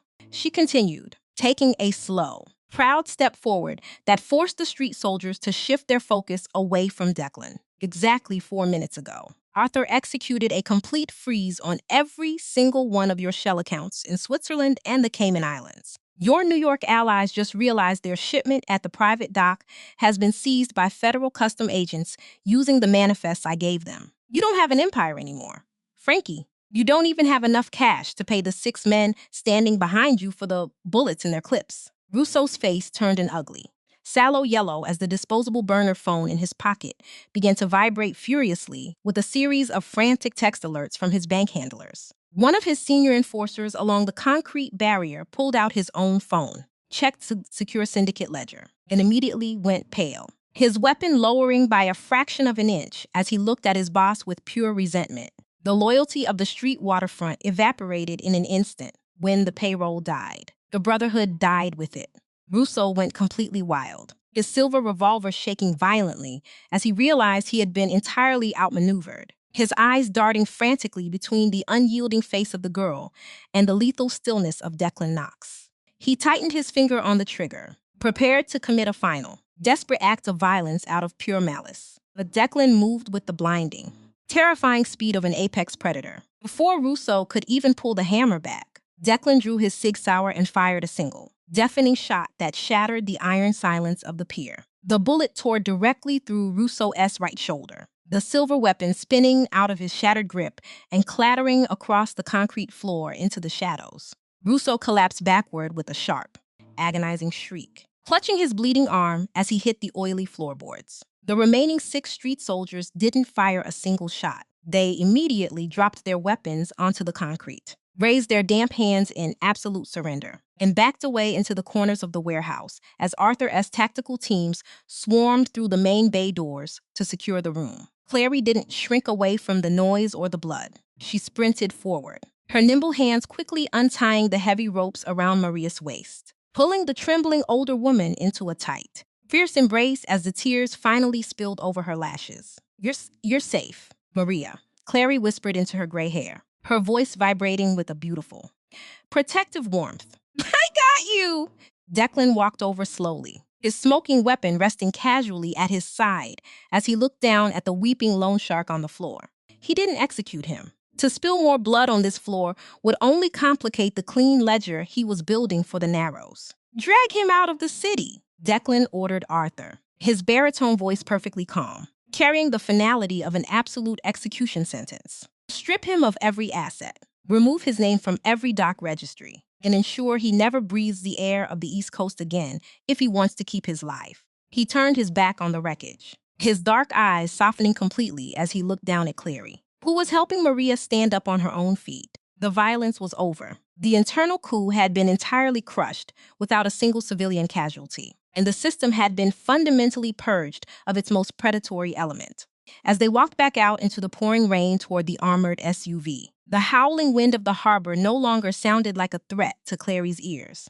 She looked up at the massive limestone fortress looming on the distant cliffs against the midnight sky, and she realized the absolute truth of her journey. She had spent 26 years cleaning up the blood and dust of weak men, but tonight, she had finally helped build an untouchable wall of real, enduring safety around the only home she had ever known. The heavy downpour of the harbor had finally slowed to a persistent, rhythmic drizzle by the time the armored SUV pulled back through the towering iron gates of the Knox estate. Inside the master suite of the East Wing, the fire in the stone hearth had been rebuilt, casting long, dancing amber shadows across the floorboards that had so recently known the silent footsteps of a girl trying to survive. Clary stood motionless near the high bay windows, her small hands loosely holding a fresh mug of herbal tea, her eyes tracing the jagged white foam of the Atlantic waves as they broke against the jagged cliffs below. She was still wearing the oversized black hoodie she had refused to shed at the harbor, the hem smelling faintly of damp asphalt and salt air. The silence of the room was profound. Yet it did not feel like the protective sanctuary she had claimed just days before. Instead, it felt charged, heavy with the aftermath of a bloodless war that had permanently altered the ledger of the Narrows. Her mind was a restless loop, replaying the deafening echo of Declan S. Sig Sauer, the frantic look of betrayal on Rousseau's face, and the sheer, overwhelming realization that she had stood in the eye of a lethal storm without breaking.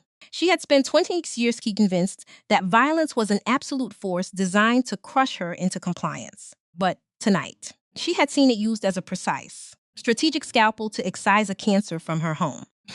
Behind her, the quiet, rhythmic scrape of a fountain pen on thick parchment broke the stillness. Declan was seated at his heavy oak desk, his loosened tie cast aside, his broad shoulders hunched slightly as he signed off on the immediate logistical restructuring orders Arthur had prepared. He didn't offer an evaluation of her performance at the pier, nor did he fill the room with hollow praise. He gave her the ultimate dignity of silence, allowing her thoughts to settle on her own terms. Clary turned slowly from the dark glass, her flat leather shoes making a faint clicking sound against the slate floor as she walked toward the desk, setting her mug down near the open manila folder that still contained her father's historical port manifests.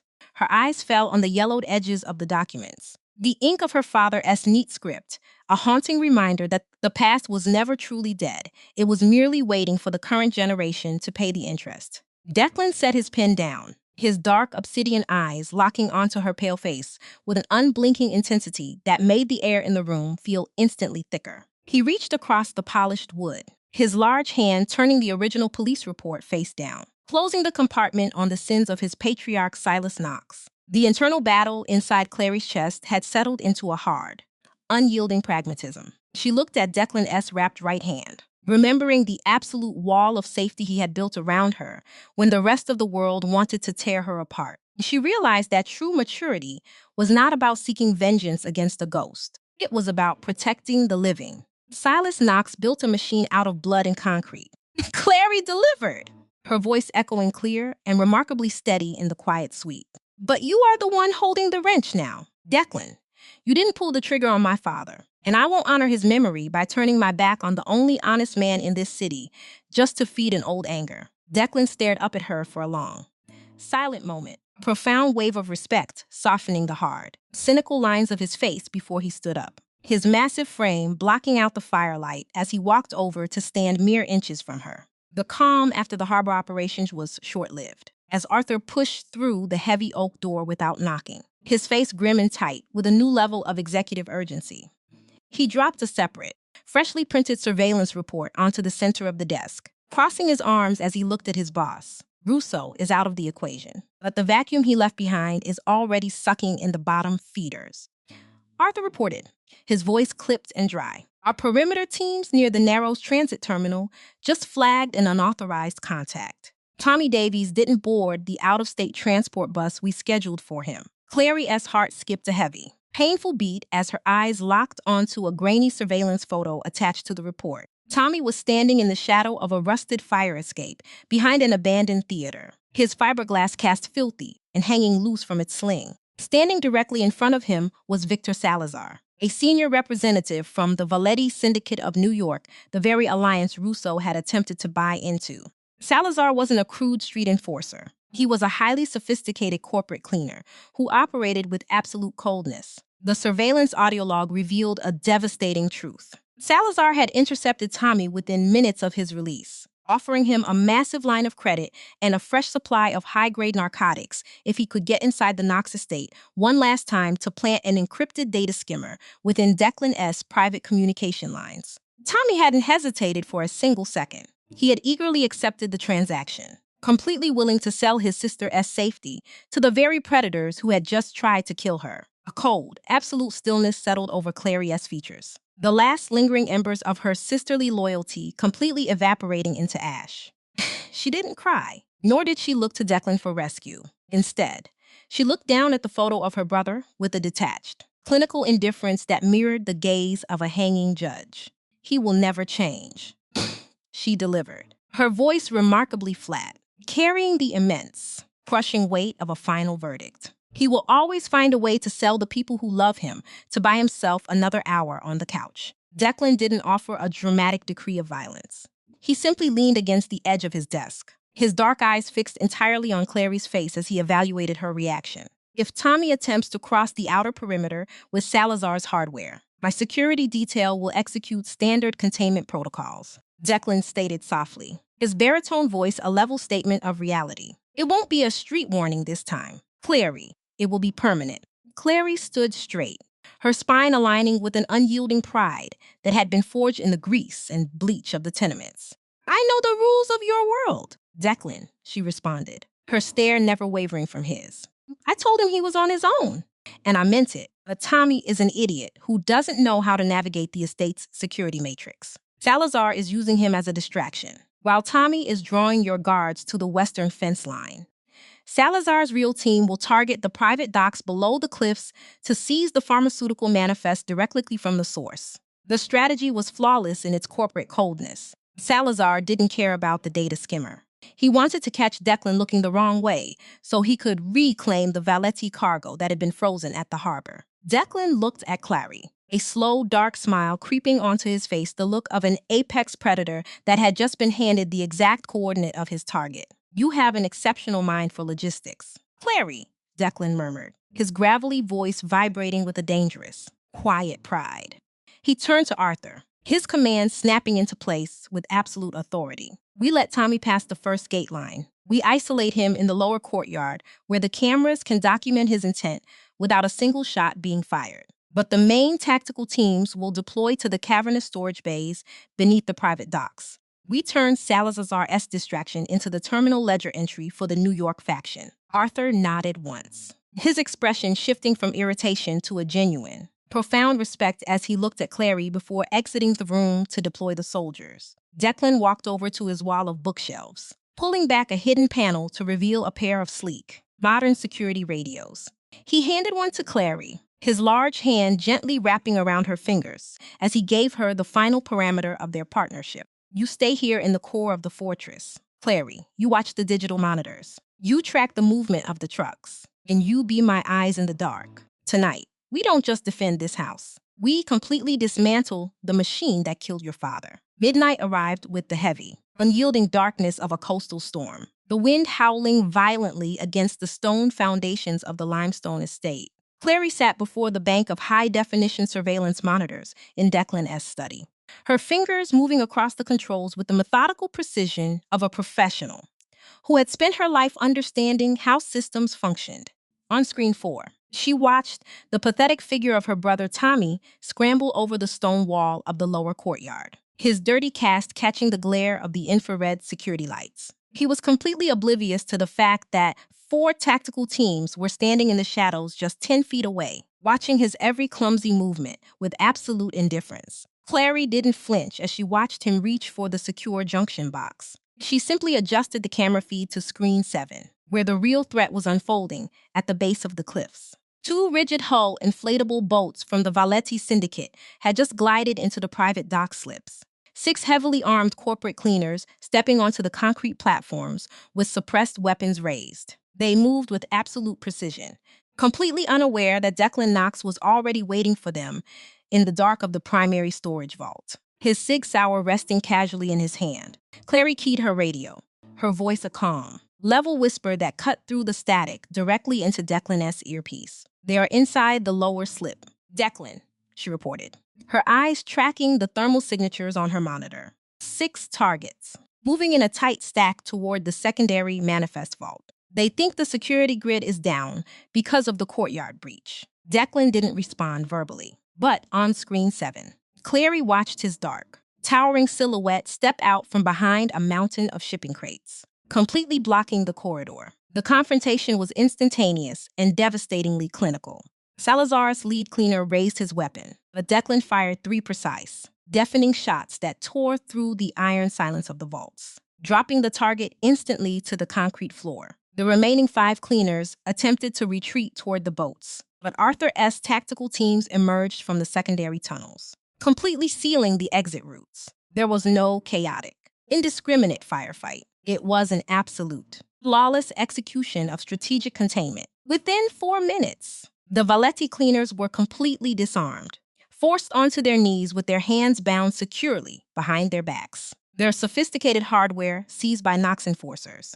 Salazar himself was dragged from the trailing boat, his expensive wool coat soaked with salt water, his arrogant expression entirely shattered as he looked up at the syndicate boss. The aftermath of the siege was processed with the cold efficiency of a corporate liquidation. Declan walked back into his private study an hour later, his black sweater smelling faintly of gunpowder and salt air, his face an unreadable mask of stone as he sat back down in his leather chair. Arthur followed him inside, holding a final detention log for the Night S operations. Tommy is in the lower holding cell, Arthur stated, his voice completely devoid of emotion as he looked at Clary. He's currently weeping, screaming that his sister will have us all killed if we don't let him go. What are your executive orders, boss? Declan didn't answer immediately. He looked up at Clary, leaving the final verdict completely in her hands. Clary stood up from the surveillance console, her face an absolute, translucent white, her posture proud and unyielding as she delivered the final sentence for her bloodline. Send him to the out-of-state labor registry we discussed, she delivered, her voice carrying a beautiful, absolute finality. No credit lines, no communication privileges, and no connection to my name. Let him work 12 hours a day in the dirt until he understands the cost of a single piece of bread. Declan nodded once to Arthur, a silent, profound agreement that closed the ledger on Tommy Davies forever. Arthur bowed his head to Clary with a genuine reverence before exiting the room, closing the heavy oak door behind him. The silence that returned to the executive suite was deep, peaceful, and absolute. Clary walked over to the side table, poured a fresh measure of amber liquid into a heavy cut glass, and walked back to the desk, handing it directly to Declan. He took it, his large hand gently brushing her calloused fingers, the terrifying tension from the harbor and the vaults slowly draining out of his broad shoulders. The internal machinery of his empire had been fundamentally cleansed of its rot. The 5 families would never question his authority again, and the Narrows was finally free of the predatory loan sharks that had poisoned its streets. Declan set his glass down on the wood, reached out, and gently pulled Clary against his chest, his large arms wrapping around her waist with the protective weight of a sacred oath.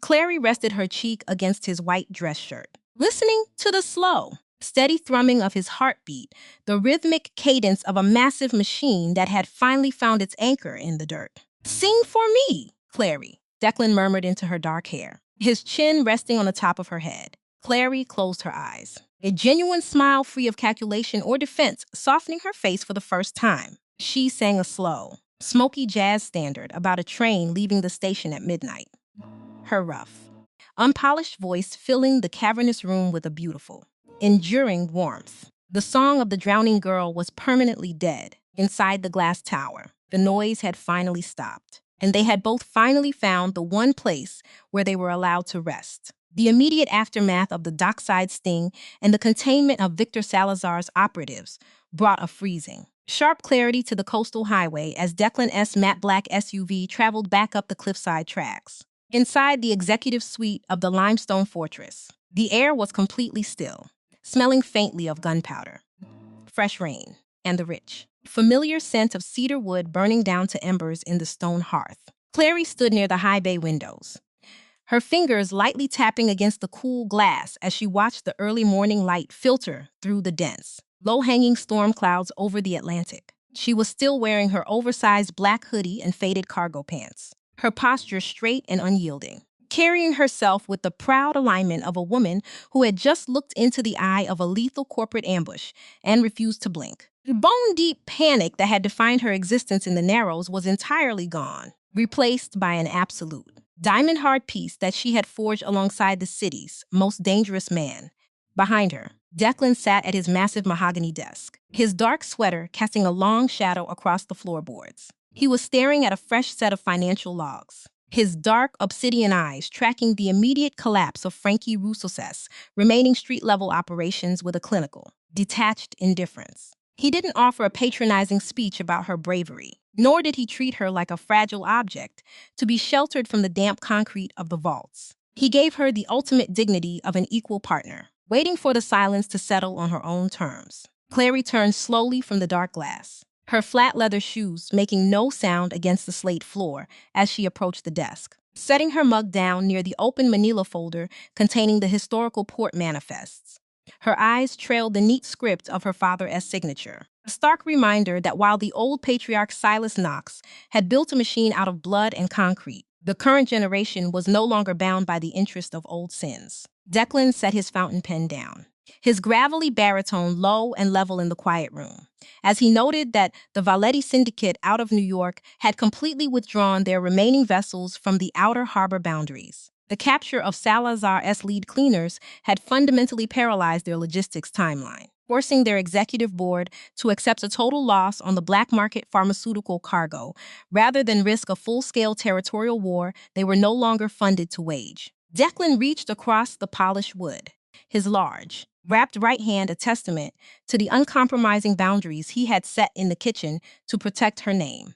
He pulled out a sleek, encrypted data tablet, sliding it toward her with a deliberate, slow motion. Russo's street-level handlers have completely surrendered their collection route manifests. Declan delivered, his stare burning into hers with an unblinking intensity. The entire infrastructure of the Narrows loan system has been dismantled within the last 3 hours. The vacuum is already drawing out the remaining bottom feeders, who think my focus is fractured. The strategy for the morning required an absolute, bloodless restructuring of the territory. Clary looked down at the digital screen, her sharp mind immediately mapping the distribution lines with the precise, logistical understanding of a professional cleaner who knew exactly how systems functioned from the floorboards up.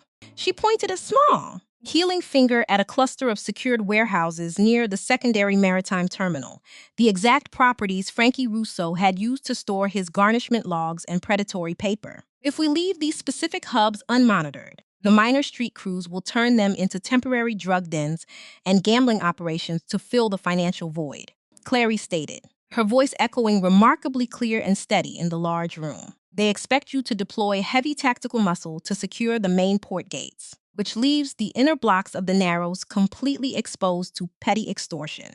Declan looked at the screen, then back up at her. a slow, dark smile creeping onto his sharp features, the expression of an apex predator that had just been handed the definitive key to his target S movements. You have a remarkable instinct for structural vulnerabilities, Clary, Declan murmured, his gravelly voice vibrating with a dangerous, quiet pride.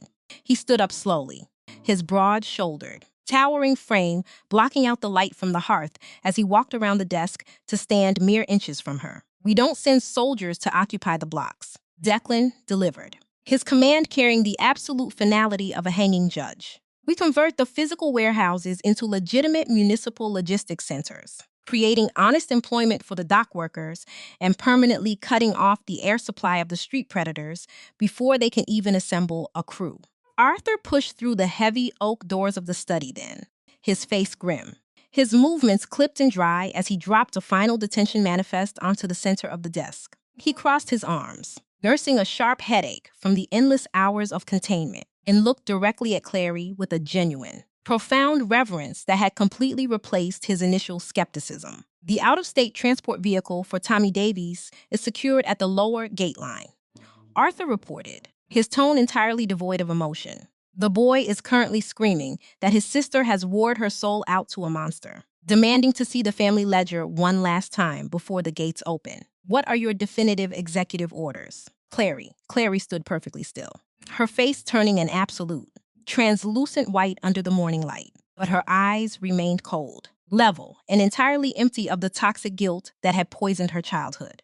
She didn't look to Declan for permission, nor did she falter under the weight of her own bloodline. Strip his name from every dock registry and close the compartment on his credit lines permanently. Clary delivered, her voice carrying a beautiful, absolute finality that cut through the room like a razor blade. Let him work 12 hours a day in the dirt of the Western labor camps until his hands understand the real value of a single piece of bread. He is no longer my brother, and he is no longer my mess. Arthur nodded once, a silent, deep agreement that sealed Tommy Davies away in the dark forever. Before exiting the room to execute the order, the deep silence that returned to the executive suite was peaceful, profound, and absolute. Clary walked over to the crystal decanter on the side table, poured a fresh measure of amber liquid into a heavy cut glass, and walked back, handing it directly to the syndicate boss. Declan took it, his large hand gently brushing against her fingers, the terrifying tension from the docks and the courtyard completely draining out of his broad shoulders. The machinery of his empire had been fundamentally cleansed of its rot. The 5 families would never question his boundaries again. And the Narrows was finally free of the predatory loan sharks that had ruined its families. Declan set his whiskey glass down on the wooden mantelpiece, reached out with his large hands, and gently grasped her waist, pulling her small frame firmly against his chest. Clary rested her cheek flat against the white fabric of his dress shirt, closing her eyes as the slow, steady, and unyielding thumping of his heartbeat echoed in her ear, the rhythmic cadence of a massive machine that had finally found its anchor in the dirt. Sing for me, Clary, Declan murmured into her dark hair, resting his chin on the top of her head. Clary closed her eyes tighter, a genuine smile free of calculation or defense, softening her pale face for the first time in 26 years. She sang a slow, smoky jazz standard about a train leaving the station at midnight. Her rough, unpolished voice filling the cavernous room with an enduring warmth. The song of the drowning girl was permanently dead. Inside the glass tower, the noise had finally stopped, and they had both finally found that one sacred, quiet place where they were allowed to rest. The structural realignment of the Narrows began not with a heavy display of tactical muscle on the concrete streets, but with the cold, silent stroke of a pen inside the executive office of the Knox estate. By the afternoon of the following Monday, the vast storage bays beneath the private docks had been completely emptied of Frankie Russo-esque contaminated cargo, the air no longer smelling of illicit black market pharmaceuticals, but of industrial soap and fresh sea air. Clary stood near the edge of the mahogany desk, her soft cream sweater a sharp contrast against the dark slate floorboards, her eyes tracking the real-time operational feeds on Declan's digital tablet. She had spent the last 48 hours working alongside Arthur to purge the syndicate's financial ledger of every single predatory loan account that had previously bled the working-class families of the Narrows dry. The transition was flawless in its clinical execution. instead of leaving a dangerous financial vacuum for minor street crews to exploit with fresh gambling dens and extortion rackets. Declan had signed the executive orders to legally convert Russo's seized warehouses into municipal logistics centers. These centers were already being restructured to provide honest, fair wage employment to over 300 port workers who had spent decades trapped under the thumb of the old system. Clary watched the digital markers shift from red to green across the screen, her small, healing hands steady as she realized that the terrifying machine that had once crushed her family was actively being dismantled from the top down.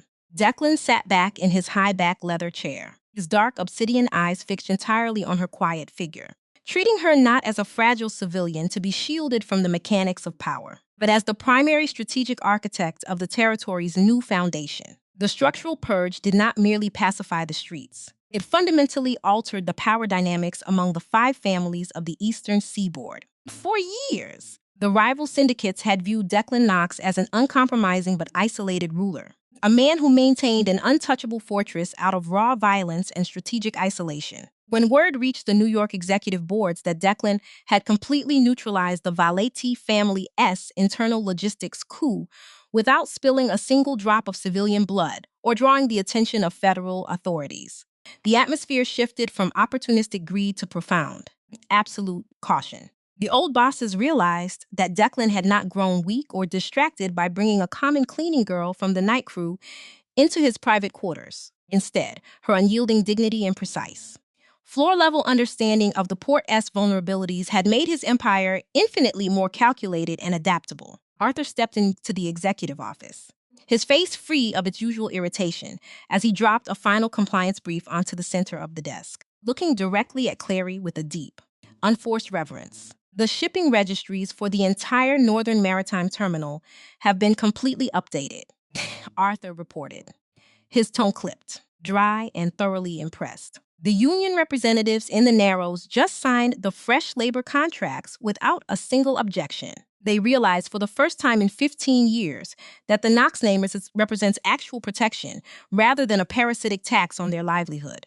The final component of the ledger's balancing required the permanent removal of Tommy Davies from the city's boundaries. He had not been executed or subjected to physical retaliation, as a conventional street-level boss would have ordered out of spite. Instead, he had been processed with the cold, detached efficiency of a corporate asset being permanently liquidated from the books. Following Clary's definitive verdict, Tommy had been legally remanded to a strict, corporate-monitored labor program located in a distant Western territory, completely cut off from any access to credit lines, gambling tables, or communication networks associated with his sister's name. He was finally being forced to work 12 hours a day in the dirt of the agricultural fields, his hands learning the brutal, honest reality of earning a living without the ability to sell out the people who loved him to buy himself another hour of idle comfort. Clary looked at the official transit log, confirming his arrival at the Western facility, feeling an immense, beautiful weight lift entirely from her chest. The toxic guilt that had held her soul hostage for her entire adult life had completely evaporated, replaced by an absolute, diamond-hard peace. She was no longer a martyr setting herself on fire to keep a parasite warm. She was a completely free woman standing on her own terms beside the only man who had ever looked past her raw, bleach-stained hands to see the true value of her mind. Declan stood up slowly from his desk, his towering, broad-shouldered frame blocking out the afternoon light from the windows, as he walked around the mahogany wood to stand directly in front of her.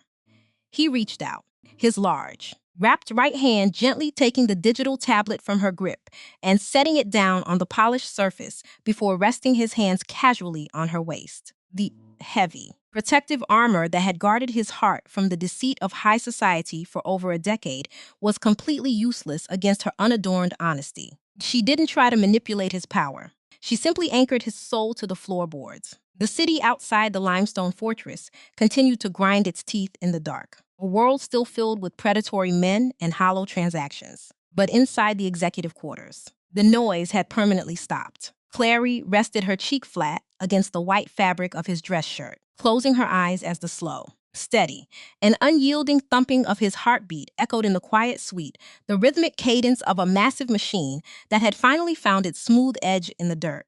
"Sing for me, Clary," Declan murmured into her dark hair, his chin resting gently on the top of her head as the fire in the stone hearth burned down to a quiet, peaceful glow. Clary smiled, a genuine expression of absolute safety, softening her features as she sang a slow, smoky jazz standard about a train leaving the station at midnight. Her rough, unpolished voice filling the cavernous stone room with an enduring warmth that proved survival was no longer about fighting the current, but about finding that one sacred place where you are finally allowed to rest. The transformation of the Narrows from a neglected, predatory slum into a structured, self-sustaining hub of honest industry reached its defining milestone by the early weeks of summer. The grand limestone estate on the Atlantic cliffs, which had for generations stood as a cold symbol of absolute syndicate dominance, now functioned as the quiet brain trust of a massive socioeconomic shift. Clary stood near the heavy oak table in the center of Declan's private study, her cream cashmere sweater pushed up to her elbows as her fingers lightly smoothed over a set of architectural drafts and corporate charter registries. Beside her, Declan leaned over the table, his broad shoulders relaxed but his dark, obsidian eyes tracking every line of text with a sharp, clinical focus. They were finalizing the establishment of the Davies Foundation, a legally protected endowment funded entirely by the liquidated assets of Frankie Rousseau's former empire. The foundation was designed to oversee the permanent operational management of the new logistics hubs, ensuring that the profits from the Northern Maritime Terminal were directly reinvested into local healthcare, basic infrastructure, and fair wages for the dock workers. Clary was no longer a silent observer or a ghost drifting through the service corridors. She had officially become the primary administrative anchor of the territory's new foundation, her sharp mind for systems and logistics finding its true, unrestrained purpose. The establishment of the foundation marked a permanent shift in how the city's working-class population viewed the Knox name, turning an old system of parasitic extraction into an absolute fortress of authentic community protection. Arthur walked into the study, his leather clipboard held firmly under his arm, his face completely free of its usual dry cynicism as he looked at Clary with an unforced, profound reverence that had become standard within the inner circle. The corporate registrations have been officially validated by the State Regulatory Board, Arthur reported, his tones clipped, precise, and thoroughly impressed. The local union leaders just finalized the transition schedules, and they have requested your presence at the inaugural opening of the primary Narrows Distribution Center this coming Thursday. They don't just see a corporate entity anymore. Declan. They realized for the first time in 30 years that the fortress on the cliff is actively working to keep the real predators completely off their doorsteps. Declan nodded once, a slow, dark smile softening his sharp features as he looked up from the documents, his gaze locking entirely onto Clary's pale, proud face. He had spent his entire adult life operating a machine built on blood, concrete, and the calculated silence of weak men. But standing beside this unyielding girl, he had finally discovered the rare, beautiful reality of a power that required absolutely no deceit to endure. The final clearing of the historical ledger also brought an absolute, quiet resolution to the memory of her late father, Arthur Davies. The original port manifests that Silas Knox had attempted to bury with violence were now safely secured within the Foundation's legal archives, transformed from a dangerous secret into the permanent blueprint for the harbor's regulatory integrity. Clary looked out the high bay windows at the gray ocean waves breaking against the cliffs, her heart feeling incredibly light, completely free of the toxic guilt and permanent exhaustion that had held her youth hostage for a decade. Her brother Tommy was thousands of miles away in the Western agricultural camps, his sallow frame finally learning the necessary, grinding reality of earning an honest living in the dirt without the ability to sell out the people who loved him for a quick poker chip. She was no longer a martyr setting her own future on fire to keep an idle parasite warm. She was a proud, independent woman standing on her own terms beside the only man who had ever looked past her raw, bleach-stained hands to see the immense, diamond-hard value of her mind. Declan walked over slowly from the oak desk, his towering frame blocking out the afternoon light as he stopped right in front of her, his large hands gently lifting the tablet from her grip and placing it on the wooden surface. He reached out, his large, wrapped right hand a permanent testament to the boundaries he had set to protect her dignity, and gently cupped her face, his dark eyes stripped entirely bare of their usual cynical armor. The city outside the limestone fortress continued to grind its teeth in the dark. A restless world still filled with predatory transactions and hollow beauty, but inside their private sanctuary, the noise had permanently stopped. Clary rested her cheek flat against the crisp white fabric of his dress shirt, her arms wrapping around his broad torso as the slow, steady, and unyielding thumping of his heartbeat echoed in the quiet suite, the rhythmic cadence of a massive machine that had finally found its smooth, perfect anchor in the dirt. Sing for me. Clary, Declan murmured into her dark hair, his chin resting gently on the top of her head as the fire in the stone hearth burned down to a peaceful, golden glow. Clary smiled, a genuine expression of absolute safety, softening her features as she sang a slow, smoky jazz standard about a train leaving the station at midnight.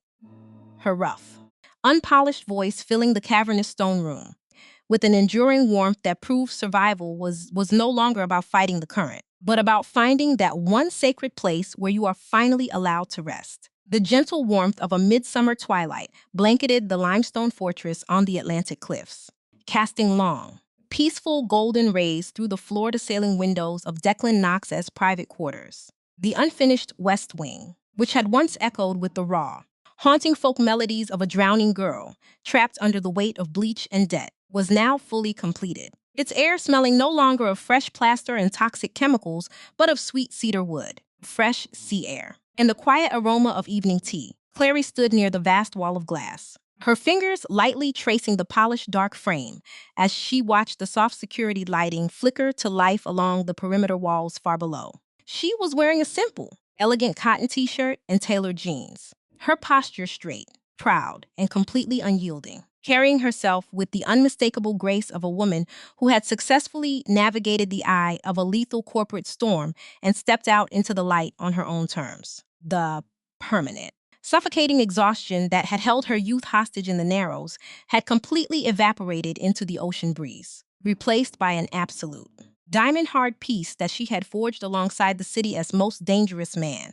Behind her, the quiet, reassuring rustle of a leather clipboard being closed broke the stillness of the executive suite. Arthur stood near the mahogany desk, his face entirely free of his usual dry irritation as he looked at Clary with a genuine, profound reverence that had become absolute within the inner circle. The structural purge of the territory was officially complete. The legal and logistical framework of the Davies Foundation operating with the flawless precision of a masterfully balanced ledger. Arthur reported in a clipped, dry, yet thoroughly impressed tone that the final state regulatory briefs for the Narrows distribution hubs had been signed, and the local labor union representatives had officially pledged their absolute, long-term loyalty to the new system.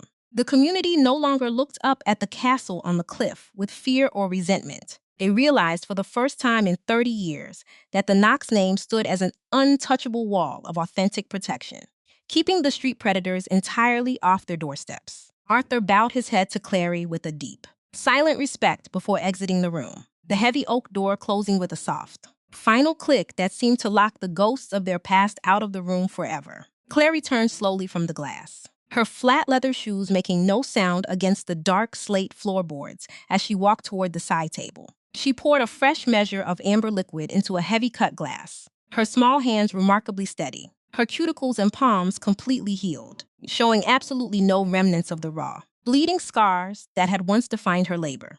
She walked over to the desk and handed the whiskey directly to the syndicate boss, her dark eyes locking onto his with an unblinking intensity that required no words to communicate their absolute alignment. Declan sat back in his high-backed chair, his dark charcoal sweater casting a sharp silhouette against the warm glow of the hearth fire, his dark obsidian eyes fixed entirely on her quiet figure. He had spent his entire adult life operating a cold machine built on blood, concrete, and the calculated deceit of weak men. But standing beside this proud, unyielding girl, he had finally discovered the rare, beautiful reality of a power that was entirely real. He stood up slowly, his towering, broad-shouldered frame blocking out the remaining twilight as he closed the distance between them, setting his glass down on the wooden mantelpiece before reaching out to gently grasp her waist. He pulled her small frame firmly against his broad torso, and Clary rested her cheek flat against his chest, closing her eyes as the slow, steady, and unyielding thumping of his heartbeat echoed in her ear the rhythmic cadence of a massive machine that had finally found its smooth, perfect anchor in the dirt. "Sing for me, Clary," Declan murmured into her dark hair, his chin resting gently on the top of her head as the fire in the stone hearth burned down to a peaceful, golden glow. Clary smiled, a genuine expression of absolute safety softening her features as she sang a slow, smoky jazz standard about a train leaving the station at midnight. Her rough, unpolished voice filling the cavernous stone room with an enduring warmth. The song of the drowning girl was permanently dead. Inside the glass tower, the noise had finally stopped, proving to the dark coast that survival was no longer about fighting the current, but about finding that one sacred place where you are finally allowed to rest. When we strip away the dark glamour, the wealth, and the cold concrete of the underworld, the story of Declan Knox and Clary Davies reveals itself as a profound masterclass in real-time human value and strategic maturity. In my decades of documenting the psychology of command, I have found that true power is never about the outlook you inflict, but about the boundaries you establish and the chaos you choose to cure. Declan Knox sat at the absolute apex of an untouchable fortress. Yet he was drowning in a plastic world where every smile was a transaction and every relationship was a Bakdoon contract. His realization is the first great moral lesson of this chronicle. A life built entirely on exploitation tastes like ash, and wealth without an authentic Ma Neo is just a beautifully constructed cage. He did not pull Clary Davies out of the basement, out of standard charity or weak sentimentality. He did it because her raw, unadorned integrity was the only real currency in a city built on Doitra. For Clary, survival required an entirely different level of internal evolution and diamond-hard pragmatism. She spent 26 years being crushed by a predatory system, bleaching her fingers raw to keep a parasite warm. Her decision to walk away from her brother, Tommy, offers one of the most vital educational lessons for our own lives. We must stop setting ourselves on fire just so a toxic family member can complain about the smoke. True Ranzoi Kanyon require us to cut off dead weight, because extending blind track unto someone who chooses to sell you out is not loyalty, it is slow-motion self-destruction. When she chose to stay in the glass tower, it wasn't to hide from labor, but to leverage her floor-level understanding of the port's vulnerabilities to help Declan dismantle the machine from the top down. Ultimately, this story shatters the shallow cliches of traditional dark romance. It shows us that a powerful house is not built on fear, but on absolute song-fong and alignment. Declan did not demand submission. He offered unblinking respect, transformed her father's historical registers into systemic justice, and re-engineered his operations to give real, fair wage protection to the working class of the Narrows. They proved that the most dangerous house in the city could find its smooth edge when too jagged. Cynical souls decide to stop fighting the current and build a sacred, quiet harbor together.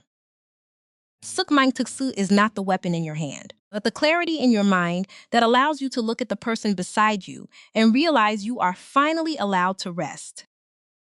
This book is a work of imagination. Names, characters, places, and incidents either are products of the author's creativity or are used fictitiously. Any resemblance to real persons or actual events is unintentional and should not be construed as factual representation.